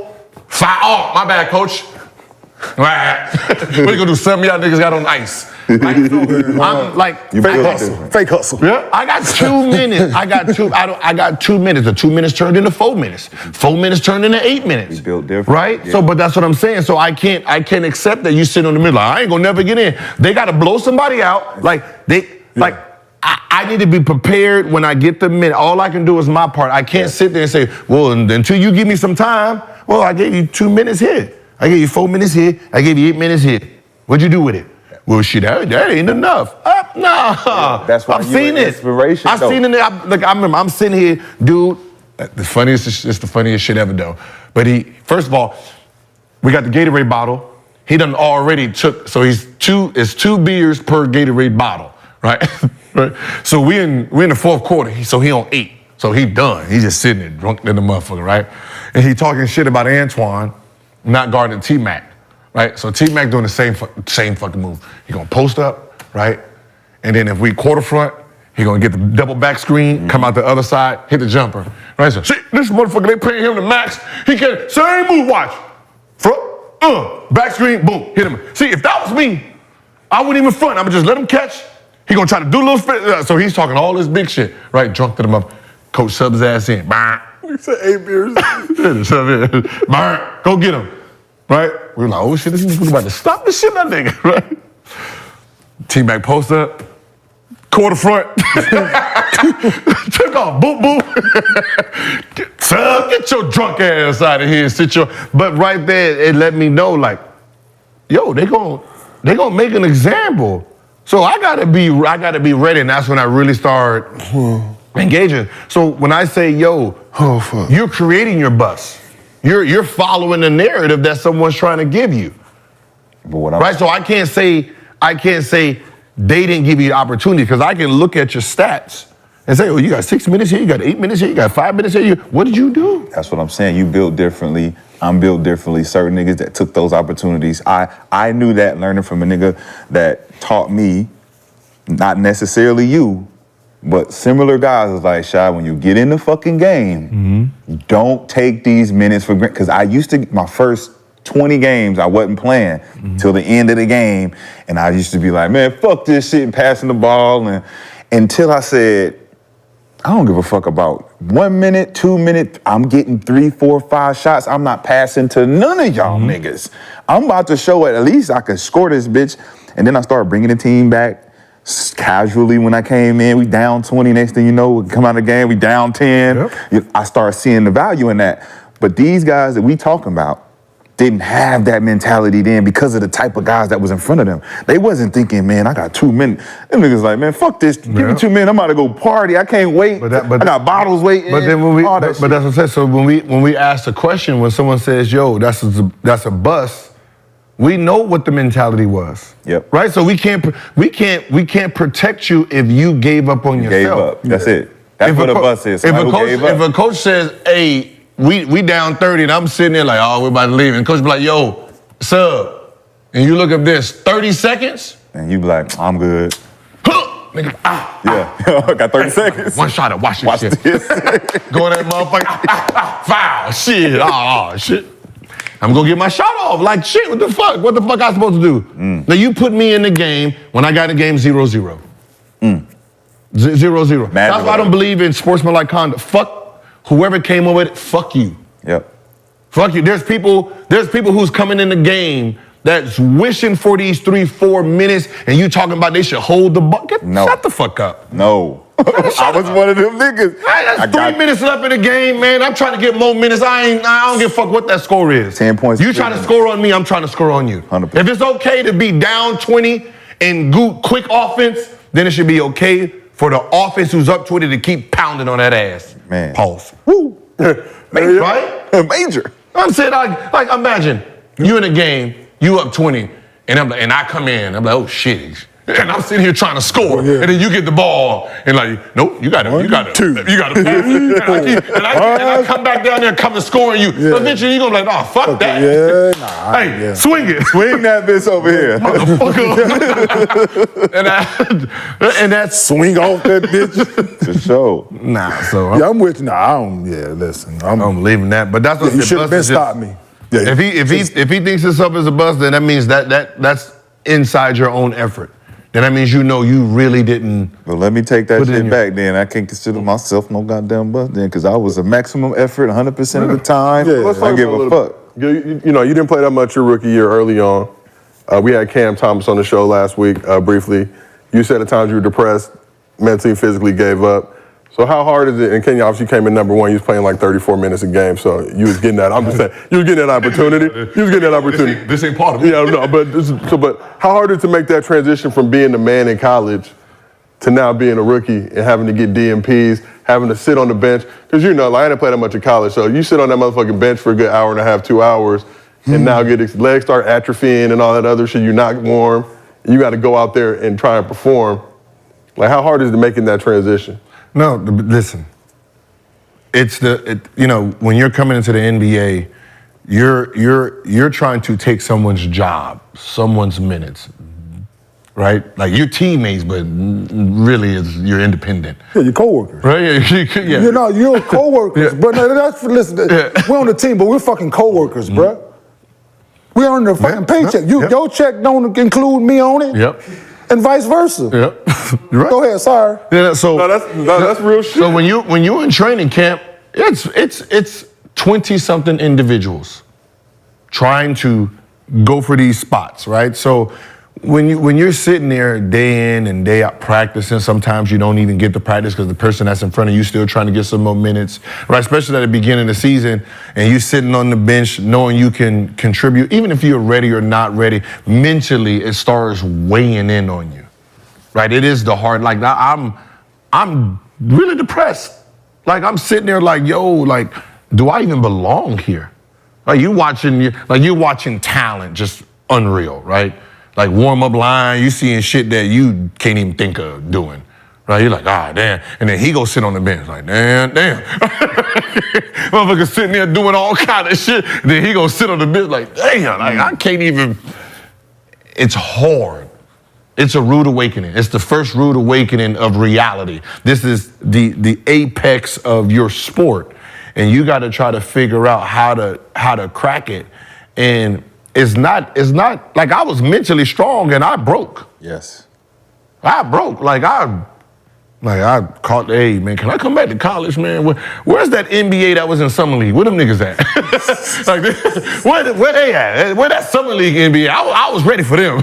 This is a whole nother beast of I'm not, and it took me time just watching, like, understanding this. It's not about what I can't do. It's about what I actually can. What is my skill that I have over okay, I'm fast, I can shoot, I'm quick, right? I just have a knack for scoring. So let me start trying to process that. So now I started watching the game different, right? I'm watching a game on, if this was me, what would I be doing? So fuck the game of its own, like, we up, I'm just watching, all right, okay, J Kid coming down. I would have took that. That was a hell of a pass. How you see that shit? Right? You start watching it from a different lens, right? Instead of this just hateful lens that I have, I'm starting watching it, trying to incorporate all this thing. Okay, he's running down. All right, okay, that's the he's going full. Like you start really understanding what makes them great. Man. Some people do. Like you, that's what you do. That's what I had to do. Other than that, you're just sitting there just mad, angry. Hating the person in front, hoping for injury, like, bro, hurt your ankle already. For real. No, and then I'm 15, I need damn near 6 ankles to be hurt in my position. let me chime in on that, because from the same perspective, just one coming off a championship, right? So Dwayne Casey. He's talking about this trash ass nigga, man. He didn't play rookies, right? But, coming in, I had gained the camaraderie with KG, gave me my nickname. He seen my talent, seen the potential. And I had, Trenton Hassel in front of me, Wally Zerbiak in front of me, but was playing good enough in, preseason, in the practices, felt good. DMPs, played 12 minutes in the second quarters every now and again. But then you start finding yourself on the bench with a hot pack on your knees. Mm-hmm. You ain't never had a hot pack ever.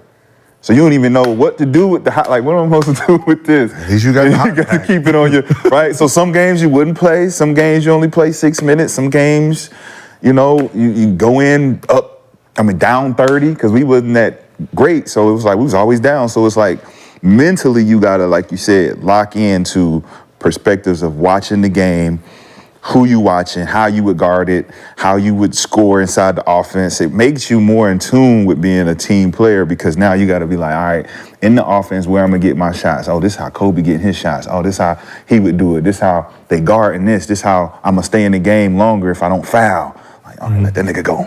Because I'm used to, as a championship type player, foul. Take that foul, get that one. And it's nah, nigga, because if you get 2, you out. Mm-hmm. Don't even matter if you ain't playing in the fourth, it's just 2 fouls. So then you hit that rookie wall where the DMPs climb up, you don't got the stats, you got the whole rookie game, you got the highlights that for your rookie cards and all this stuff that you be thinking about, because some people are chiming in hey man, you're not fucking playing, man. What's going on? Are you trash? What's going on? And it's nah, I'm out there doing my thing, but I'm trying to find my footing. And you can't really find your footing if you're not really playing. So Dante Jones and Quentin Richards, and go back to the rookie transition program, they told you, y'all gonna play and y'all gonna be busting niggas' ass in practice and you're not gonna see the floor. You're not gonna see the floor. How are you gonna respond to that? And it's like, if you don't go into the lab and use that transition to your game, you're gonna find yourself hating on motherfuckers on the. I can't wait till this motherfucker get hurt. Fucking, I have Marco Yards was on my team. He got $46 million. I knew I was gonna get paid. They gave this nigga 46. They got to give me 50. They never seen none of it. Because I had a lot of DMPs and coach started, oh man, Shotty, you just young, man. You're gonna buy your time. Gonna buy your time. Then his ass get fucking fired. Fucking Randy Whitman. Motherfucker didn't like me anyway. So, you know what I'm saying? It's just circumstances can create the situation where you're now thinking about shit that you shouldn't be thinking about, when you should just be focusing on the game. So we talk about, being a man in college, being able to do things on the court, doing what you want to do, right? Now you come to the league, you got to find what that NBA skill is that's going to get you another contract. Sometimes it's not the same thing you did in college. So do you feel like guys struggle trying to find what that elite NBA skill, what that skill is that's going to keep them around? It was like Draymond said. Draymond dropped 32 in the Game 7 of the finals, right? But I got Steph and Clay on my team. I don't need to shoot on this squad. Like, that's not what but some dudes come in the league like, well, I'm a scorer, but you got to figure out other shit to be able to sustain, because we already got whatever it is, that thing you think you have. Yeah, no. Sometimes you have to figure out, like, early what you can contribute to a team to get on that floor, right? And that's what I said. I was a defensive player when I came in, right? I realized players ain't picking up full court, so when I got in, I don't give a 1 minute, I'm picking up full court, right? That's like I got my ass shook by Carlos Arroyo. But yeah, so I'm picking up full court, doing a little token defense, doing that. That's, you know what I mean? So I'm trying to do something so when coach like, oh yeah, we need to change the pace, young fella, he picks up full court, right? And that was my thing, picking up full court, right? So that's how I got on the court, even though I'm an offensive player, right?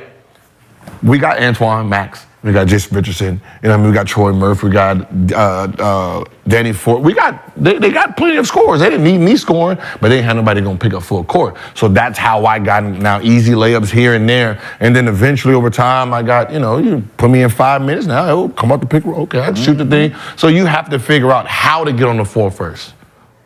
Yeah, my thing, so back to y'all point about DMPs and not playing and, like you said, checking out mentally and things like that. Like I said, I didn't go through it. But had I been in that situation, I would have loved for somebody to have a conversation. You know what I'm saying? Like, come talk to me, man. Like, tell me why I'm not playing. Let's go eat dinner, lunch, breakfast, after practice, game. Like, talk to me. Because if I'm a coach and I'm looking at relationships and I hear about other teams, how the coaches are with their players and why they play the way they do and certain things, you hear about the relationship with head coach and player, right? And the conversations that's being had. This is why you not playing. This is the things that you've done well. These are things that I need you to try to be better at in order for me to try to play you, to see if I can rely on you. If somebody come tell you that early, what can you say to that? You know what I'm saying? What can you say to that? Nothing. You can't take it personal like this motherfucker don't like me. Nope. No, I'm not doing what he asking me to do in my job. You know what I'm saying? Instead of just letting a young guy come in and try to figure out why the fuck I'm not playing. I'm saying him looking in the mirror, coming up with every fucking reason imaginable. You know what I'm saying? I can only imagine the shit that was going through. Like, just take like Steven Jackson, our rookie year. Stack was starting, playing great minutes. You just come to a point, motherfucker, just stop playing him. Don't tell him why. Don't have a conversation with him. Nothing.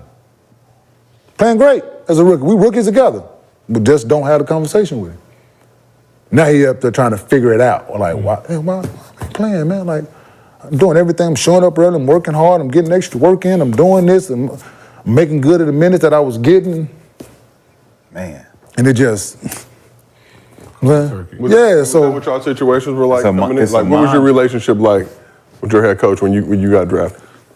Like, we was coming in together. No, so we was coming in together as rookies. You know what I'm saying? Me and Byron came. It was Byron's first gig. You know what I'm saying? So we was coming in together. All together, yeah. You know what I'm saying? So we were fresh off the porch, and then we had a situation, something was said, and I went in his office like, nah, bruh, not the guy. Nope. To you or to the media? He said it to the media. But I wasn't a child at the time, so I go in there like, nah, we ain't doing that, brother. Nah, this is, I'm saying, don't forget what I'm just coming off of and all that. Don't challenge that. They ain't never been challenged. I ain't finna start with you. I'm saying? We ain't no issues from, but, you know what I'm saying? So my relationship was different because it was like we both was rookie coach. He was a rookie coach, I'm rookie player, and I'm #1 pick. So you fucking gotta play me. Yep. What's going on? Like, I'm gonna play hard, I'm gonna do my job, but you gotta play me. Y'all ain't been nothing forever. That's why we got the #1 pick. So, you know what I'm saying? So it was different, but conversations early on, you know what I'm saying? If I had not been in, I just would need those conversations to happen, you know what I'm saying? Like, tell me, and then let me go out, and if I'm still not doing it, then yeah, of course, I don't expect to play. But if you come tell me this is the things I need for you in order to try to get on the floor, and I go above and beyond trying to meet those expectations, and you still don't play me, now it's on you, it ain't on me, you know what I'm saying? Because we had that conversation. And that's what I think a lot is missing in sport, and especially our sport. I'm saying just the honesty and the conversation, you know what I'm saying? Come talk to me, man, I'm a person. Like, I have fucking feelings, emotions. My brain works well, and I think, come talk to me. Like, treat me as a person. You know what I'm saying? That's why I think Steve Kerr is great at it. Pop is great at it. Spoelstra is great at it. Like, these places that's been successful and had success over time, those are the reasons. You know what I'm saying? Because they treat them as people and they care and they come talk to people and tell them why they not doing this and why, or if I need something from you and you tell me no, now I got, or, you know what I'm saying? The conversation's had. That's what make a good coach, that's what make a coachable player, is a player that's expecting to be told why he not playing. Like, coach, if I'm not playing and I'm producing in practice, like, at least pull me to the side. Hey, young fella, keep doing something. Keep doing what you're doing. You're gonna get your time. That's giving me the confidence to keep doing what I'm doing. I know at some point he gonna play me, but if this cold turkey and you just not playing and you keep looking up at the time, you're like, man, I played yesterday, I ain't playing today. Fuck. Played yesterday, playing today. Fuck, man, what the fuck is going, like. Would you feel like that relationship was like with Dwayne Casey when was he communicating to you, or was it just? Hell no, like he was at the point where he didn't even want to talk to the rooks, like, and I was the only rook. So it was literally like, I felt that he was just like shading me because I was outgoing, I was talk, you know me, I'm talk that shit. He had to make a rule, rookies can't talk in practice. So then it was like when I wasn't playing, rookies can't talk. Rookies can't talk in practice. Like, even if we're doing a drill, no, don't talk nothing. And then I still kept talking. So it was like, it was a sneeze for me. It was just a natural reaction. So when I wasn't playing, I was just trying to figure it, like he said, you gotta figure it out on your own. But when you got a good coach that's gonna come to you and tell you, hey, look, your defense, one-on-one, you get straight line drives from the wing, you don't come over on the charge line, you late on your 2-9s, you don't deny on the wings. It's like, hey, the eye in the sky don't lie. We showing you this shit. If you don't get better, you're not gonna play. That's accountability at that point. I take that full accountability, but when you just not playing me, because I'm a rook. Because history says that I shouldn't play you. That's different. Like, that's History. the history says I shouldn't play a rookie because unless you this top pick and we suck and you just get free ram to play bad basketball. You know what I'm saying? Man, that shit fucked me up for real. I think every coach should do this. This goes from, you can't do this in the NBA or college level, but high school level, AAU level, not high school real games, but like them summer league, like right now, all you head coaches out there, listen, to really get your players to understand where you're coming from, do this. Take your best 2 players, tell them they're the coach, right? And you sit your ass at the end of the bench and then say, now you coach, every decision's on y'all. Now for the first time, they're in your seat, and then what you're yelling at, they can actually see it because now they got a sub in. Now they're gonna be like, yo, get back on defense. And now the players that they're yelling at don't get back on defense. And they get to really understand your side of the point. So now when they went through 2 days of coaching the same players, they have an understanding. So when you start saying something to them, they'll really understand. Make those players responsible. Yep. Like, hey, y'all, coach, I'm gonna sit at the end. We'll talk after. We'll talk after the game. Like, you just sit there, and the motherfucking funky ass sons, they're gonna be trying to put their little friends in. Yeah. And then eventually, hey, y'all gotta win this game. Mm-hmm. You see why I don't play that motherfucker? You know what I mean? And that's just sometimes you just gotta just reverse the roles and then give them the responsibility. Once they see the responsibility, now they're under. Because at some point, when I'm playing, I don't really understand shit you talking about. Right, because your view ain't my view, right? My angle is different than yours, so when you're saying it, I don't really understand it, right? That I don't see that shit you just saw, right? He looked open, but he wasn't open from my angle. Yeah. Right? he looked open from my angle, but goddamn it, he wasn't open from your angle. So we're both right and we're both wrong. Yep. Right? It's just different views. So it's like, yo, sometimes you need to switch, sit down, let your players coach. Go ahead, coach. Let me see what you see what you do. Yeah, let me see, be in my, so you can see what I'm watching. You can see what I'm doing. You can see that you guys are not going as hard as you think you are, right? Y'all not passing the ball like you're supposed to be passing, right? And then eventually put the stars back in, 2 sub benches, y'all coach. Coach them for the second half. But we sitting there on the side just like the coach is. We see the shit as the bench player. We see like, this nigga is not going hard. He missing assignments. And then we come to the timeout and nigga don't say nothing to him. You ain't say nothing. He just missed 2 straight assignments. Oh, because he the star. Yep. Oh, you ain't gonna say nothing to him. Don't tell me shit. Yeah, I was watching this clip, I think it's on TikTok, this baseball coach. He goes out to the mound and he's talking to his kids and listen, man. The nigga said, yo, we only in the 3rd inning and I only got 3 more beers and we down 8 runs. Oh, listen, hey, man. And so are you friends with these kids? Are you throwing the ball across the plate on purpose? Like, listen, he is going listen, I'm sitting there like, yo, he is telling the honest God truth to these kids, man. Yo. Third corner guy. I only got 3 beers left. We down 8 runs, so yeah, somebody gonna have to make a store run. Like, yo, it's like at the baseball, I'm like, yo, man. Playing friend ball. That's funny. You friends with them over there? Shit, you playing with them? Shit, for real. Oh, man. But you talk about, you come in Dwayne Casey gets fired, Randy Whitman comes in, kind of same thing in college, right? You get a new coach in, you're not my guy, I didn't recruit you, I didn't bring you in here, so unless you're the star guy, I've seen it with my own eyes, oh, you the star guy, you going to the league, I'm gonna put that on my resume, I'm gonna fuck with you. Mm-hmm. But how much is getting drafted in the right situation impact a player's career? There's 30 teams, like you said, some teams do stuff exceptionally well. Some teams do some bullshit. And now as a young, impressionable rookie having to walk into that, like what's the culture of that team?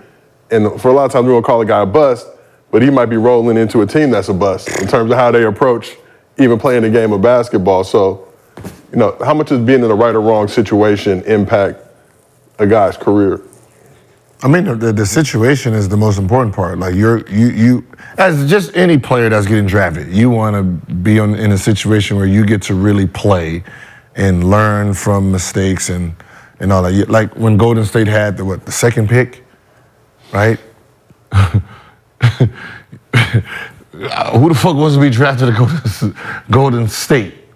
Right? If you're Melo Ball, you don't want to be drafted there. If you Ant-Man, you don't want to be drafted there because they have players that's demanding, you might win a championship, but you ain't going the chance of you turning into a superstar. To your point you made earlier, I'm saying we're talking about the Darko thing. Mm-hmm. Like Chris Bosh going to Toronto, Melo going to Denver, D-Wade going to Miami, like that was a blessing. Yeah, you know what I'm saying? For sure. It was a blessing. To your point, yeah, absolutely. Like most of the times, most the guys who were considered bust, unless they were just trash and they just got picked off potential, is usually the guy who got drafted to a team where it was already a great team. They just had a bad year and got that draft pick. Right? It helped Tim Duncan because they didn't have nobody in his position, so he got thrown right in to be that last fit. But usually, you're one of those guys and you get drafted to a team that already got that player. You be sitting there like, damn, dog. Darren Williams, Utah. With the team that they had no point guard. He fit right perfectly in to a system that needed a guy like him who can pocket pass, shoot that bitch, come off pick and rolls. Niggas is moving around, Karolinko on them. Chris Paul to New Orleans. J.R. Smith had just had his whole little outbreak. He thought it was gonna be sweet, sour salt. Nope, CP, come in here and run this shit the way we need it. Stojakovic, you had Sue Butler and Mo P, David West, Tyson Chandler. Like, they turned it into a system, right? And then you look at Raymond Felton. He go to Charlotte with practically nobody, but maybe Gerald Wallace at the time. And it turned into nothing, right? And then certain players went to certain places. Charlie Villeneuve went to fucking Toronto. Didn't get to get off like he needed to. Channing Frye goes to New York. Bullseye. Certain guys go to certain places and they fit in right away. Certain guys go to other places and you forget about them immediately because they got to fight for their spots. They're on teams that's either trash or they're on teams that are too good. And I always tell guys, it's like, it's not really about your draft status. It's about where you go. You can go number 1, number 2, number 3 and feel good about that shit. And you go to fucking the Timberwolves or Sacramento at the time where they was just trash. And it's like, bro, if you're not Tariq Evans coming in to the Sacramento Kings situation, average 25 and 5, nigga, it's bust season for you. How much does age impact that? You number 1 overall pick, but you played 4 years of college. So you coming in as an adult versus guys 18, 19 that maybe don't need to be thrown in the fire right away, could benefit from being on a team like the Warriors or that old Piston squad where they can learn from a couple of years and treat it basically like it's a couple extra years of college. Back in those days, the guys were coming straight from high school too. So this is the shit you're not getting in college. We're not even gonna let you get out there and cook for a few seasons. But like you, 19 when you came in the league? You were just a different dude though, you know what I'm saying? Like, it all depends on the situation of what the team is looking for, right? Yep. Like, be honest, it's like, unless you're an older guy coming into the draft, you 18, 19, 20, you're not the best player on the team, right? You're not the best player. You're not beating anyone out, right? Your status is what's getting you on the court and the ball's coming to you, right? Like, I didn't, when I started playing, I didn't beat Larry Hughes out for his spot. He got hurt. I didn't beat Bobby Sawyer out for his spot, right? So if I had to, like, beat them out for the spot, I probably would have never played. One got hurt, one didn't want to start. They put me in. I took off. By the time Larry came back, they're like, if you come back, we're going to have to pay you. Nah, no thank you. We're just going to keep rocking with the young fella, right? So it's not like I took the shit from him. No. Right, you know what I mean? Anytime we play once, he whooped my ass, like, embarrassingly.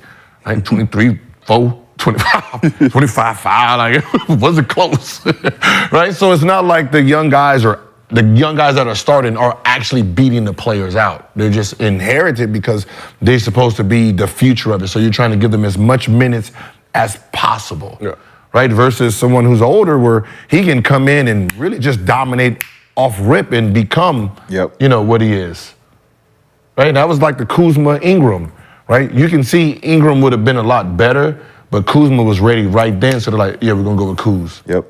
He was cheaper too. I'm just, you know, He was older. He was older. Yeah.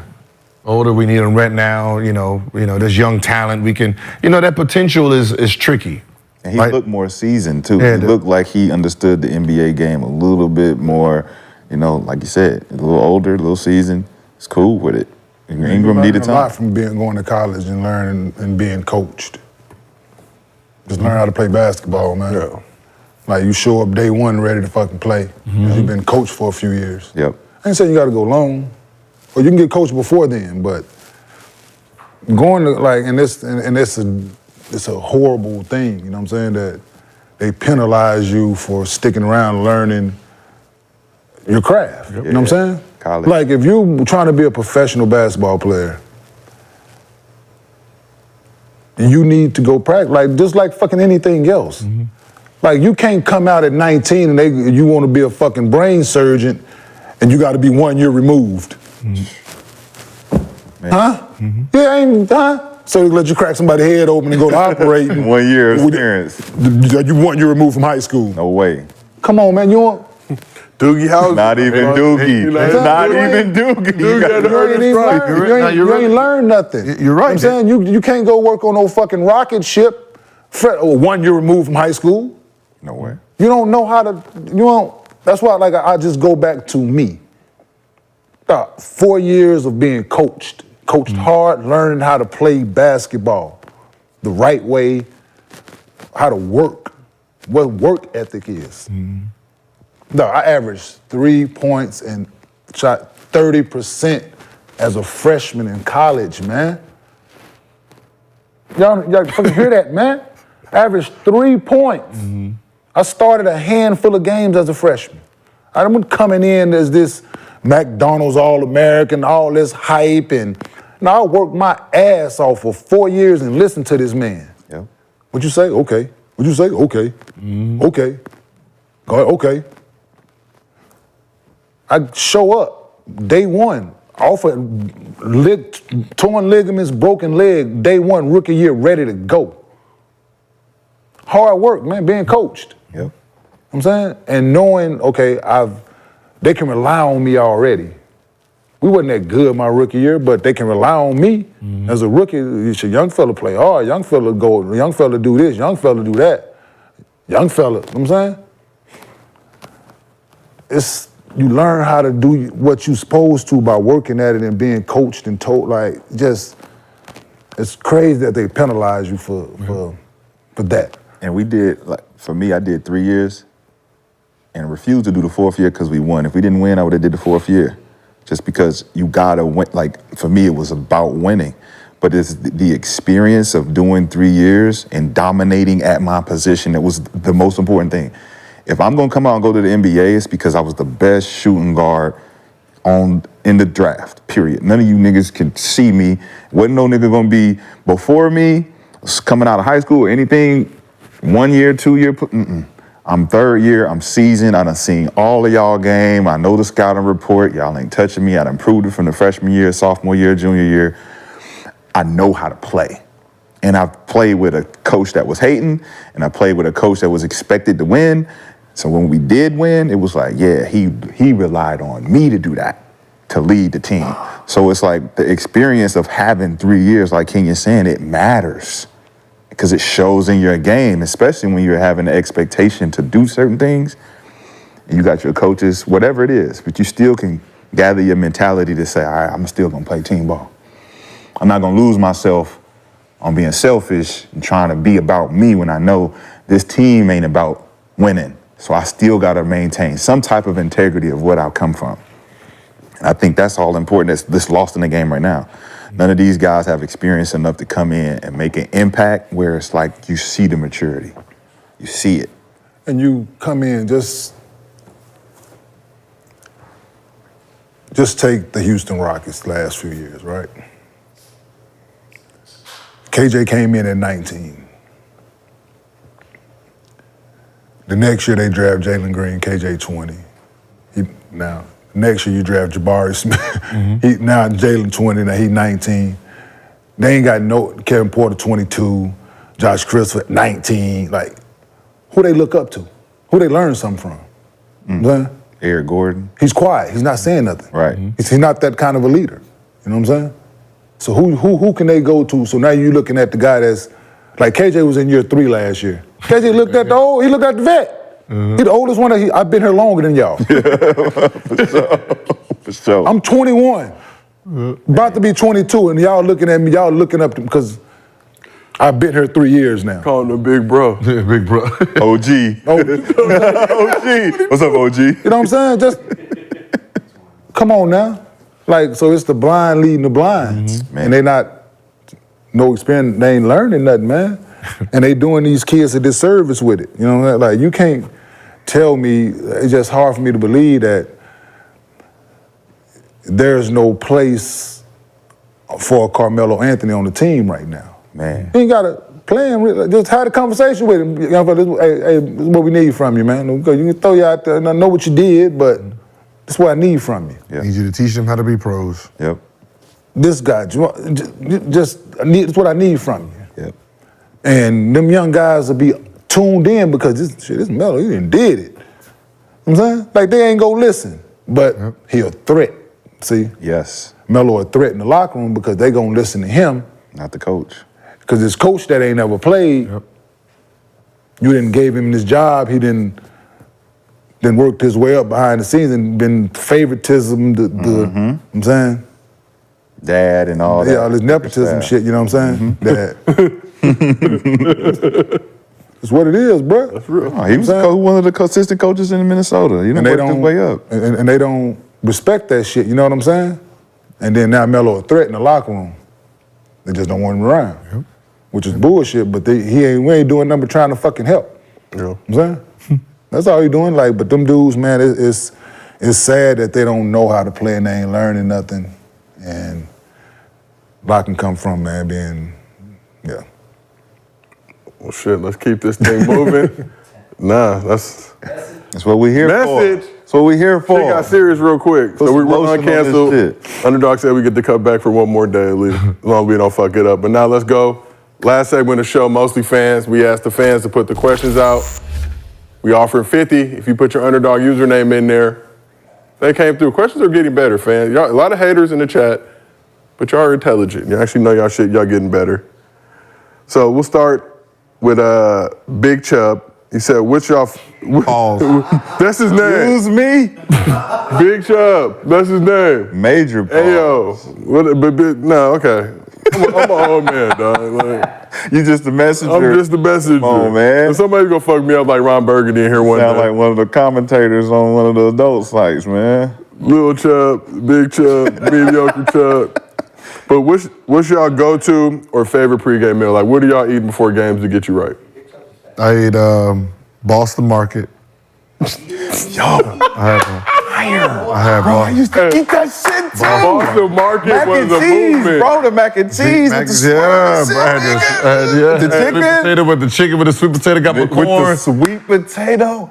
Bro, I swear that was one of Every my. goddamn 41 home games, 41 pregame meals. You said that was one around the corner from me too, nigga. Hey, Boston Market was an institution. In the Boston Market, you look at the sponsor of the show, why not Holler at Gills Arena?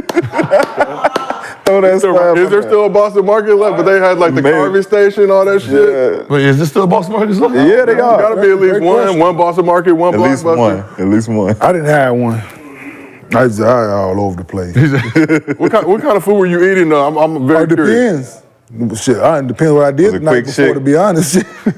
You had a chef? Hell no. Damn. That was funny. Niggas should have had no chefs there. No, it depends on what I did. If my mom was in town, she might make me something before the game, or I might be in mood for a tuna sandwich, or I might be in mood for a burger, might be in some fruit or salad.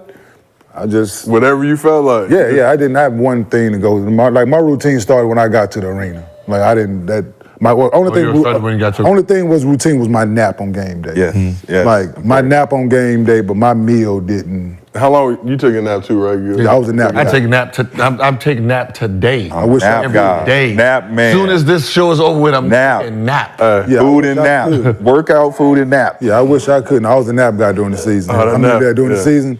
So, and the crazy thing is, on game days, I would sleep in the bed with my nap, and on non-game days, I had to sleep on the couch. It was the weirdest thing ever. Yeah. Like on non-game days, I could not go get in the bed and take a nap. Like I don't know what it was. Like I just had to lay on the couch to take the nap. But because I guess I wasn't trying to get too comfortable. But on game days, I really needed to be like in that environment to be. Hey, that couch like, shit. The couch worked wonders too. I'm gonna be honest. Yeah, but I didn't. When it's nap time. But I didn't eat the same thing, man. I ain't be honest, I get to the fucking arena some days and send the ball boy to get some nachos or something. For sure. No, I can afford to do it. I ain't gonna do. Were you asking for your change back?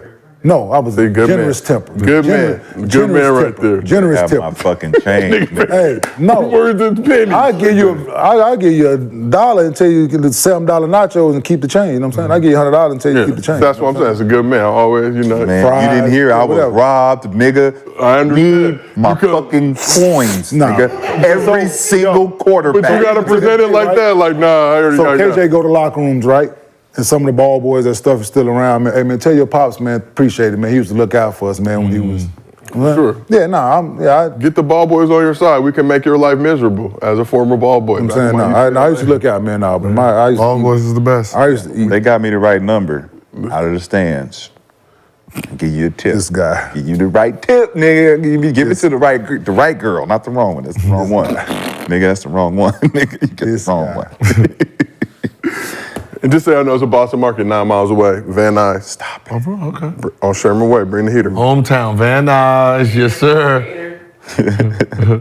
All right, so next question. This comes from his underdog username is KHill1419. You get $50 coming if I ask the question. I'm gonna check the chat, see if you said anything. If I ask the question. I'll see if you said anything fucked up or flagrant. All right, we good. We can keep it rolling.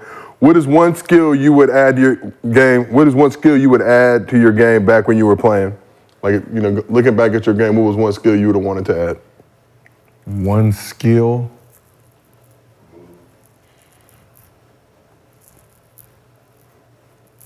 Dang. Because I was talented. Yeah. Pass it a little more. Pass it a little more. No, dead ass. No. Like, I can pass the fuck out of the ball, but that J. Kidd and Steve Nash, like the shit they saw, like, I wish I had that. Like, that shit they saw, like, oh, you got him sealed, I can't get it, all right, let me throw it off at the edge of the backboard, boom, boom. Like, shit like that, like, you know, bowl it, like he's right here, spin it there, and bing, like, damn. I seen it. Damn. Hey, he bowled that thing and Lucius Harris just picked it up and laid it up, dog. Like, bowled it. Lucius Harris running down the lane. He bowled that thing. The ball slowed up right by the rim, nigga, and Lucius picked that thing up and laid it up, dog. Like that like it was, like it speeded up and just boom, stop, pump, spin right back to him, like, damn. Yeah. Like that's one thing I like.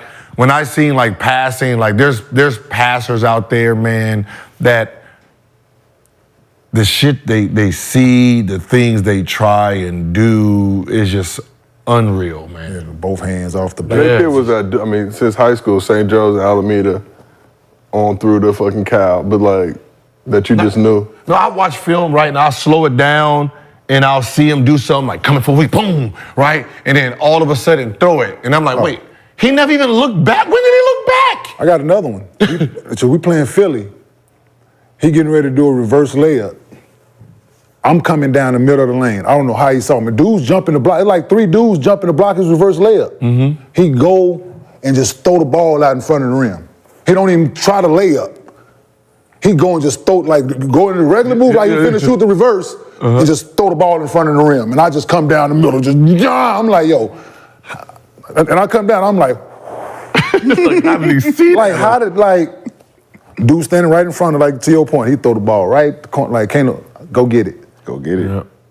I think J. Kidd just knew you was the type of nigga that he could just throw that bitch up. Because when you got a nigga like Kenyon on your team, bro, like, you could go in there and do some bullshit. Just throw it up, nigga. He can go get it. As I said, I'll watch it though, and I'm just watching. Like, when I watch videos, I'm looking like, what were they looking at?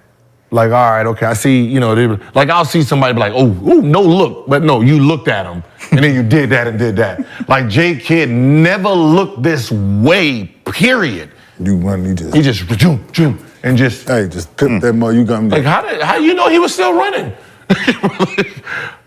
Yeah, but you like playing with dudes like that. Yeah, mine would be like this new age, same foot, same hand finish, that shit, like in the Euro shit, like that shit mean. You be getting, I'd be like, oh shit. The same hand, same leg, like that shit is, like that shit so, I be trying to do this shit in the gym and look stupid doing it. How y'all do that? Like, you look stupid. like, yeah. Nah, that shit is so awkward to me still to this day. Yeah, that kind of shit, like, yeah. I would say the Kyrie touch, man. Having touch around the rim. I mean, it's one thing, because I love to dunk on niggas when I got down there. But to have that touch, like him and Monte Ellis had that touch, where you all that flipping and dropping and just, like AI was the one that I think had it the best, because he would not, like, we didn't think he had left. Couldn't go left. because he would never finish with his left, but he always finished with that bitch on the opposite side. And then you start seeing other guys like Monte do it. Then Kyrie just, man, took that shit to a whole nother level. So if that was anything, I felt like I had a pretty complete game outside of that. Just touch around the rim. Niggas like Kenyon come out there, change his shot. And if you wasn't dunking that bitch, he was blocking that shit. So if you had a touch around and you could hit that bitch off the rim and spin it in, he'd make that nigga mad. Motherfucker make that shit. Yeah, he made that shit, so. I just shot jumpers when I played against him. Like, I ain't getting embarrassed down there. He's somewhere around this motherfucker, so. I had my best game against Denver. I had my best game against them, 34 off the bench. Yeah, Kenyon calling out the plays. Oh yeah, he gonna drop it. Like, coach, it's like we playing against your old players, man. Do another plays. Can't run that. All right, next question we got. His underdog fantasy tag is Yankee Next Door. So I don't know if that's an AO pause moment. For the Yankee, okay. That's New York Yankees. Okay. But it's EY. It's Yankee. That's my other hat. It's Yankee, not Yankee. I'm just Whoa. It's Yankee spelled EY, not my way. Dewey. He threw it true. Damn. You got all this action. You got all this. J. Kid Bowled it. Take that. J. Kid Bowled it. We'll be like, yeah. Y'all seen that Tubi shit where the nigga, he shoots the gun and he shoots the gun and he's Stop it, man. Oh my Lord. I love television. Would y'all rather lose a 3-1 lead or get swept in the finals? Swept. I want to get swept. Because when I was down 0-3, mentally, 4, we just going home, right? I done call you, yeah, you can just ship all the cars and we ain't gonna finish this one, right? Like I got swept by the Heat, right? And going into that game 4, it was like, yeah, you know that. You know what I mean? But you can see motherfuckers just sitting there. 3-1? Man, I can only imagine. I got 3. We fucked around and just didn't take their ass serious. I can imagine this, the mental warfare. You're up 3-1, like you, yeah, right? Yeah, we're about to go to the next round. You start thinking next round type shit, and then 3-2. Like, yeah, no, we got then 3-3. Oh, nah. Niggas probably got their ass whooped. But that's a self-implosion, right? I've been swept in the finals, so I got rare experience. Yeah. Like that game, but what's I'm saying? Oh, game 4, no, I had 17 in the first. Yeah, so you had 35 for the game, so I was trying to win. But how about everybody else? I don't know. Yeah. No, I ain't gonna say we wasn't trying. No, I'm just saying, but like, I just came out with a mentality like, fuck that, we gonna get one. I'm not taking. Hey, I'm not taking those. Hey, we gonna get one. Gotta get one. And they just 3. But you're up 3. Yeah, you're up 3-1. That's bad. But it's an internal thing. So think about that. Getting swept ain't got nothing to do with you internally. Your ass just can't show up. Just remember them Lakers how they got swept? Yeah, I'd rather get swept 3-1. You think I'd rather get swept. I'd rather get swept and let the team come back. You let up the team 3-1. come back. And you up 3-1. You they up come 3-1? back. Yeah, that's deflating. Not like that's not winning a game. Not winning one. You're down 0-3. Think about it. You're down 0-3. The possibility of you winning, you're done. No, but I can get one and then. But even if you get one, but imagine you're up 3-1. Think about your mood. You're up. You're celebrating. I'm more pissed. Oh, we got that. But I'm more pissed than hurt. Hurt is I didn't win a game, nigga.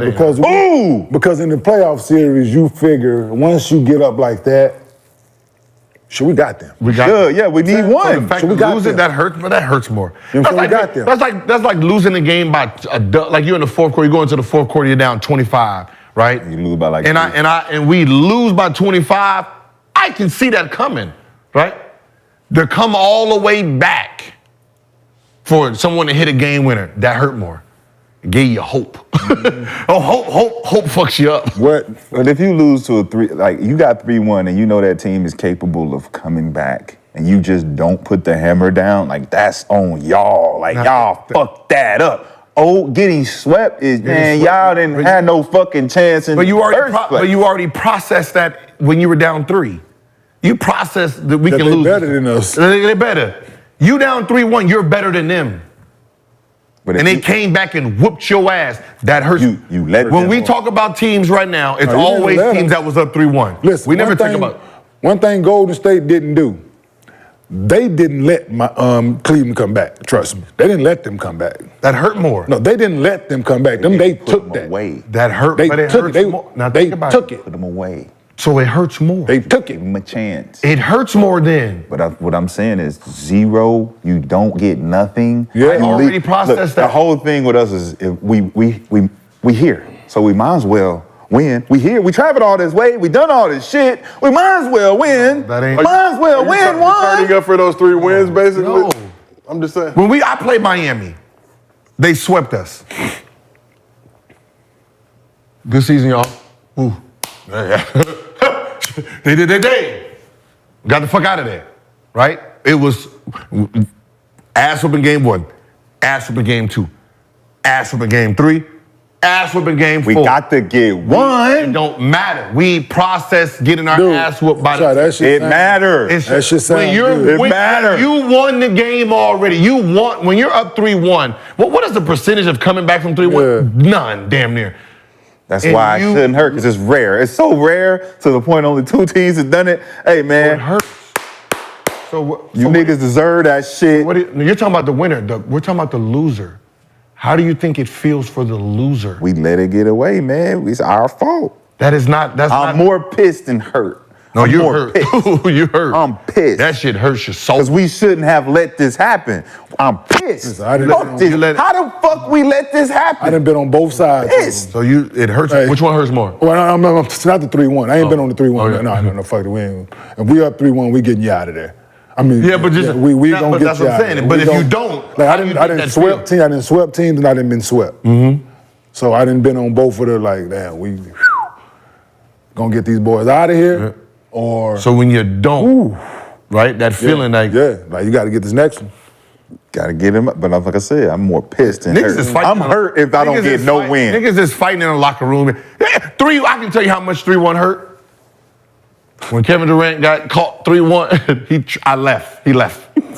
I ain't fucking with y'all motherfuckers no more. Golden State, here I come. That's what happens after 3-1. 3-1, you up 3-1. I'm glad you said something. You about ain't it. friends no. I'm not friends with you no more. That hurt. I don't want to hang I don't out. want to be your friend no I don't more. want to come to the locker room I no don't more. wanna, fuck you. Fuck this whole city. Fuck everything. The coaches, staff, all of it. I'm gone. Yeah, Y'all know what hurts the most? That we got to put a button on this episode. Great Wednesday, though. Y'all brought it, as usual. Wednesday's I ain't always the expecting best. nothing less. Wednesday's always the best. You know what I'm saying? Appreciate to everybody in the chat, everybody with the good questions. Underdog. If Underdog don't give you that 50, This nap. Nap time. Kick. Underdog check out don't that give you that Boston 50, don't tell us. We ain't got that shit to do with it. Hit them up directly. I'm going to give you their emails privately, but we'll ain't see. paying? I'm just saying if they don't. Oh.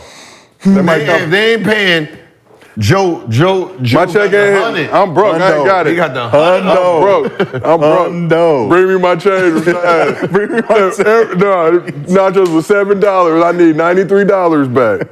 No, I'm just kidding. But we appreciate you, Underdog Fantasy. Appreciate you, everybody in the chat. Gil's Arena. We'll be back tomorrow. See you Thursday. Let's go. Look, with the honor call for greatness, the chosen of few, that carry the gift of genius, who do what they do, who possess finesse and blessed with desire, it's true. I'ma say it loud, none other than who? Some swear by Nikes, others love Adidas. Rappers be rocking.